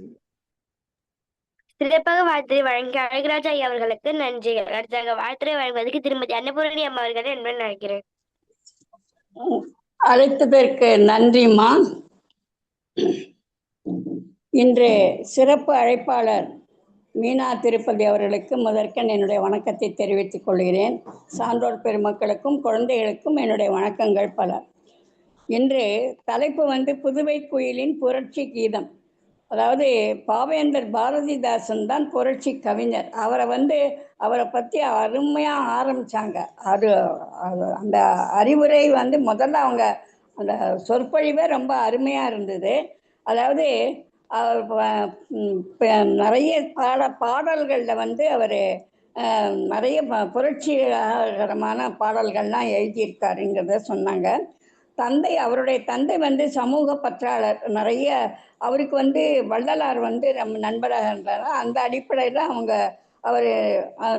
இவரை வளர்த்தாங்கங்கிறத சொன்னாங்க. அப்புறம் தந்தை நாடக பிரியர். அவர் எங்கே பார்த்தாலும் நாடகம்லாம் விடிய விடிய நடத்துவாங்க. அந்த காலத்தில் பாய் தலானியெல்லாம் கூட கொண்டு போயிடுவாங்க. அதனால் அதை போய் பார்த்துட்டு அதை பற்றியெல்லாம் சொல்லுவாருங்க அப்படிங்கிறத சொன்னாங்க. அடுத்தது உலகில் அவர் என்ன சொல்லுவாருன்னா, உலகில் உள்ள எல்லாமே இனிது தான், இனிப்பாக தான், இனிது தான். ஆனால் தமிழ் தான் மிகவும் இனிது. எல்லாத்த விட எது இனிதாக இருந்தாலும் எல்லாத்த விட தமிழ் தான் இனிதுங்கிறத அழுத்தம் திருத்தமாக அவர் சொல்லுவாருங்கிறத அழகாக சொன்னாங்க. தமிழை நேசித்தார். தமிழுக்காக அவர் நேசித்தவர் பாரதிதாசன். ஒவ்வொரு பாடலையும் சமூக கருத்துக்களை நிறைய சொல்லியிருக்கார். அதாவது எங்கேயாவது ஒரு இடத்துல அந்த சமூகத்தை பற்றி அந்த கருத்துக்கள் நிச்சயமாக வந்திருக்கும் அப்படிங்கிறத சொன்னாங்க. அப்புறம் அந்த மூட பழக்க வழக்கங்கள் நிறைந்திருந்த அந்த காலத்தில் தான் அவர் பிறந்திருக்காரு. அந்த பெண்கள்லாம் எவ்வளோ கொடுமை பண்ணுறாங்க, கொடுமைப்படுத்துகிறாங்க அப்படிங்கிறதையும் அழகாக எடுத்து சொன்னாங்க. அந்த காலத்தில் பெண்களுக்கு கொடுமை ரொம்ப ஜாஸ்தியாக இருந்தது. அதாவது வெளியில் போகக்கூடாது, வாசலில் போகக்கூடாது, அங்கே நிற்கக்கூடாது, இங்கே நிற்கக்கூடாது, அப்படி இப்படின்னு ஒரு கட்டுப்பாடோடு தான் இருந்தாங்க. ஆனால் அந்த பெண்கள் அதனால தான் அவருக்கு ரொம்ப இந்த மாதிரி பெண்களில் இது பண்ணுறாங்களே. ஆனால் இந்த காலத்தில் அப்படி கிடையாது. தைரியமாக எல்லாரும் வெளியில் போகிறாங்க, நல்லா படிச்சுட்டு நல்ல வேலையிலலாம் இருக்காங்க. அதாவது பெண் கல்வி தான் முக்கியங்கிறத எடுத்து சொன்னாங்க. அதுக்கு இப்போ சுதந்திரம் நிறைய இருக்குது பெண் கல்விக்கு. அந்த காலத்தில் படிக்க கூட என்னையே எங்கள் வீட்டில் படிக்க வேண்டாம்னு சொல்லிட்டாங்க. பெரிய பிள்ளையானோன்னா போகக்கூடாது அப்படின்னு சொன்னாங்க. நாங்கள் தான் மீறி போய் படித்து என் பையன் படிக்கும்போது அவன் காலேஜில் எம்ஏ எழுதும்போது நான் எம்ஏ எழுதினேன். ஏன்னா என்னுடைய துறைக்கு தேவையான இதை நான் எழுதினேன். அதனால் பெண் கல்வி எவ்வளோ முக்கியங்கிறத அழுத்தம் திருத்தம் அவர் அந்த காலத்திலே சொல்லியிருக்காரு. அதுக்கு அடுத்தது பெண் கதாபாத்திரங்களுக்கு எவ்வளோ முக்கியத்துவம் கொடுத்துருக்காரு அவர்.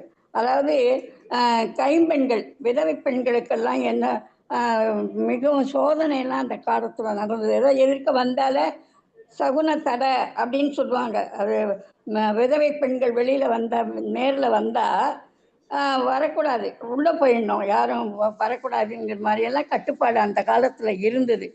அது மாதிரி ரொம்ப கொடுமைப்படுத்தினாங்க. அதாவது பெண்களுக்கு அந்த அச்சம், நாணம், மடம், பயிர்ப்பு நிறைந்தவர்களாக இருக்கணும் அப்படிங்கிறது ஒரு இது. அது ஒவ்வொன்றுத்துக்கும் அர்த்தம் அழகாக சொன்னாங்க.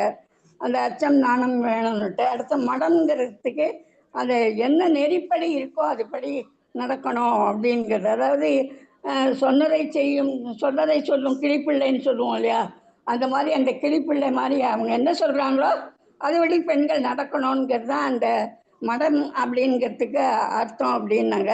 அப்புறம் பயிர்ப்பு, அறிமுகம் இல்லாத எதையும் சிந்திக்கக்கூடாது. நமக்கு அது தேவையில்லை அப்படிங்கிற மாதிரி விட்டுடணும். அதை வந்து சோதனை பெண்களுக்கு இவ்வளோ கட்டுப்பாடு. அடுத்தது அந்த நாளில் வந்து பெண்கள் வந்து படிச்சிருந்தாலும் வேலைக்கு போகிறதுக்கு ரொம்ப கஷ்டப்பட்டாங்க. ஆனால் இந்த காலத்தில் வந்து படித்த பெண்கள் பல துறைகளில் நல்ல முன்னுக்கு வந்திருக்காங்க, நல்ல வேலை செய்கிறாங்க, வீட்டையும் பார்த்துக்கிறாங்க.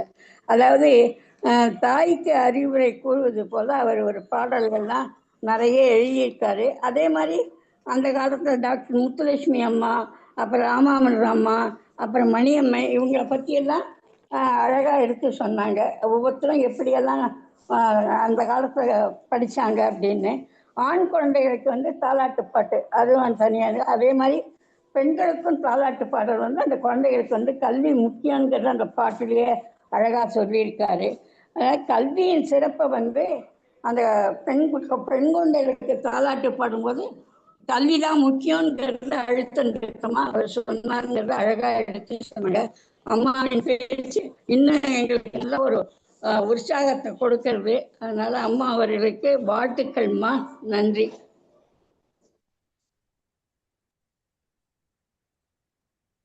சிறப்புமா. காணல் உரை சிறப்பு அமைப்பாளர் மீனா அவர்களை காணல் உரை வழங்கி சிறப்பிக்க அன்று நினைக்கின்றோம். காணல் உரையில் தாங்கள் இந்த கலந்துரையாடுவோர் பேரவையில் கலந்து கொண்டு உரையாற்றிய அனுபவத்தையும் ஏதேனும் கருத்துக்கள் பற்றி இருந்தால் அந்த கருத்துக்களையும், மேலும் இந்த பேரவை சிறப்பாக நடைபெறுவதற்கு கருத்துக்கள் இருந்தால் அந்த கருத்துக்களையும் பகிருமாறு இன்றைய சிறப்பளிப்பாளர் மீனா அவர்களை அன்று நினைக்கின்றோம். பாருங்கள். அன்பு நன்றிமா தர்ஷினி, மிக சிறப்பு. இந்த களத்தை நான் ஒரு சிறந்த நீதிமன்றமாக உணர்கிறேன். ஏனென்றால் நீதியரசர் ஐயா அவர்கள் நம்மோடு இருக்கிற காரணத்தாலோ என்னமோ ஐயா அவர்களுக்கு என்னுடைய வாழ்த்துக்களையும் நன்றியை வணக்கத்தோடு தெரிவித்துக் கொள்கிறேன். ஈகி ராமசாமி ஐயா அவர்கள், எனக்கு ஐயா அவர்களை சொல்லணும்னா பாவலர் தெரிஞ்சித்திரனார் ஐயா சொல்லுவார்கள், உமி மலை மேலே ஓரரிசி கண்டாலும் உவகையோடு பார்க்கக்கூடியவர் அப்படின்னு பாவலர் ஐயா அவர்களை சொல்லுவார்கள். அப்படித்தான் இங்கு உள்ள ஒவ்வொருவரையும் அவர்களுக்கான ஒரு சிறப்பு குணம் இருப்பதை அறிந்து இந்த களத்திலே அறிமுகப்படுத்துகிறீர்கள். எனக்கும் அந்த வாய்ப்பை ஐயா அவர்கள் கொடுத்ததற்கு மனமார்ந்த நன்றியை, அன்பு நன்றியை ராமசாமி ஐயா அவர்களுக்கு தெரிவித்துக் கொள்கிறேன். என்னுடைய அப்பா பெயர், அவருடைய பெயரை நான் என்றைக்கும் மறக்க முடியாத அளவிற்கு ஐயா அவர்களோடு முதலில் பேசும் பொழுது நான் அதைத்தான் சொன்னேன். ஐயா அவர்களுக்கு அன்புக்கு என்னுடைய நன்றியை கூற கடமைப்பட்டிருக்கிறேன். அந்த பள்ளி காலங்களிலே பாரதிதாசன் அவர்கள் பாடல்கள் வருவதே இல்லை, களத்திலே இருப்பதில்லை. நாங்கள் எல்லாம் நடனம் நாட்டியம் ஆடும் பொழுது பாரதியார் பாட்டு மட்டும்தான், அந்த பாட்டுக்கு மட்டும்தான் நாட்டியமோ இல்ல இது மாதிரியான நாடகமோ இதையெல்லாம் செய்து காட்டியிருக்கிறோம். நான் இப்பொழுது உணர்கிறேன், அந்த வாய்ப்பு சுத்தமாக மறுக்கப்பட்ட காலம். சங்கை முழங்கெல்லாம் நான் கல்லூரி காலம் வந்த பிறகு அந்த பாடல்களை பரதநாட்டியமாக நாட்டியமாக ஆடுவதற்கு அப்பொழுதுதான் ஆரம்பிக்கப்பட்டது. அதற்கு முன்பு வரை தந்தை பெரியாரை பற்றி சுத்தமாக வாயை எடுக்க முடியாது, பேசவே முடியாது, பேரை சொல்ல முடியாது, அது ஒரு பக்கம். ஆனால் பாரதிதாசனுடைய காதல் பாடல்களாக இருக்கட்டும், சமூக பாடல்களாக இருக்கட்டும், பெண் அடிமையை கூறும் பாடல்களாக இருக்கட்டும், அவ்வளவு சிறந்த பாடல்கள் எல்லாம் இருக்கு. காதல் பாடல்கள் எல்லாம் அருமையாக பாடி இருக்கிறார். ஒண்ணு கூட அன்றைய காலகட்டத்தில் பாட புத்தகங்களில் கூட 1-2 வந்திருக்குமா, அதை மனப்பாடம் செய்திருப்போமா அப்படிங்கிறது ஒரு கேள்விக்குறியாதான் இருக்கு. அப்படி இல்லாமல் இன்றைக்கு இவ்வளவு பெரிய களங்கள் நிறைய வந்து நமக்கான கவிஞர்களை அறிமுகப்படுத்துவதற்கு ஒரு சிறந்த களமாக நாம் தயாரித்துக் கொண்டிருக்கிறோம், வழங்கிக் கொண்டிருக்கிறோம். அந்த வகையிலே இங்கு ஐயா காமராஜர் ஐயா அவர்களுக்கும் பிரம்மநாயகம் ஐயா அவர்களுக்கும் என்னுடைய நன்றியை தெரிவித்துக் கொள்கிறேன். அம்மா லட்சுமி நல்லா பாடுனாங்க. அதே மாதிரி அவ்வை, அன்னபூரணி அம்மா, அனைவருக்கும் குழந்தை சுவாதி மிக சிறப்பாக இந்த நிகழ்ச்சியை தொகுத்து வழங்கினார்கள். அவர்களுக்கும் என்னுடைய அன்பான நன்றியை பாராட்டுதலுடன் தெரிவித்துக் கொள்கிறேன். நன்றி, மீண்டும் வருவேன். பிடித்த களம், பிடித்துக் கொண்ட களம் மிக சிறப்பு. நன்றி நன்றி. அனைவருடைய வாழ்த்துக்களும் நன்றி பாராட்டி கொள்கிறேன். நன்றி. நன்றி அம்மா. இத்துடன் 2ஆம் பகுதி நிறைவடைந்து விட்டது. 3ஆம் பகுதி கலந்துரையாடுவோம் பேரவை தமிழ்நாடு நடத்தும் புரட்சி களம். எண் 2129. நாள் 24/4/2026 வெள்ளிக்கிழமை. இன்றைய சிறப்பழைப்பாளர் மீனா அம்மா அவர்கள் இன்று நம்மிடம் உரை வழங்கியமைக்காக அம்மா அவர்களுக்கு மனமார்ந்த நன்றி தெரிவித்துக் கொள்கின்றோம். நன்றிம்மா. இன்றைய சிறப்பழைப்பாளர் அம்மா அவர்களுக்கு பாராட்டு சான்றிதழ் பிரணமுலங்கள் வழங்கப்படும். நன்றி உரை. இன்று திருக்குறள் கூறிய சகோதர சகோதரிகள் அனைவருக்கும் நன்றி தெரிவித்துக் கொள்கின்றோம். இன்றைய குரலும் பொருளும் வரலாற்று செய்தி வழங்கிய தில்லி பிரம்மநாயகம் ஐயா அவர்களுக்கு மனமார்ந்த தெரிவித்துக் கொள்கின்றோம். நன்றிங்க ஐயா. இன்று இசைப்பாடல் வழங்கிய பாடகர்களுக்கும் மனமார்ந்த நன்றி தெரிவித்துக் கொள்கின்றோம். தலைமை ஒருங்கிணைப்பாளர் நான் IAS அகாடமி இயக்குனர் பேராசிரியர் தமிழீழன் ஐயா கனமல் அம்மா அவர்களுக்கு மனமார்ந்த நன்றி தெரிவித்துக் கொள்கின்றோம். முன்னாள் நாள் ஒருங்கிணைப்பாளர் அனைவர்களுக்கும் மனமார்ந்த நன்றி தெரிவித்துக் கொள்கின்றோம். தொடர் வருகையாளர் அனைவருக்கும் மனமார்ந்த நன்றி தெரிவித்துக் கொள்கின்றோம். அழைப்புதல் மற்றும் பாடச்சான்றிதழ் அடைந்து தரும் சாமிலி அம்மாவுக்கு மனமார்ந்த தெரிவித்துக் கொள்கின்றோம். நாளைய நிகழ்வு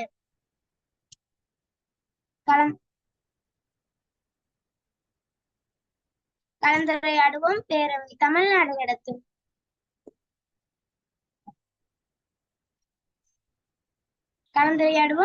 தமிழ்நாடு நடத்தும் பிள்ளைகள் களம். நிகழ்வு எண் 2130.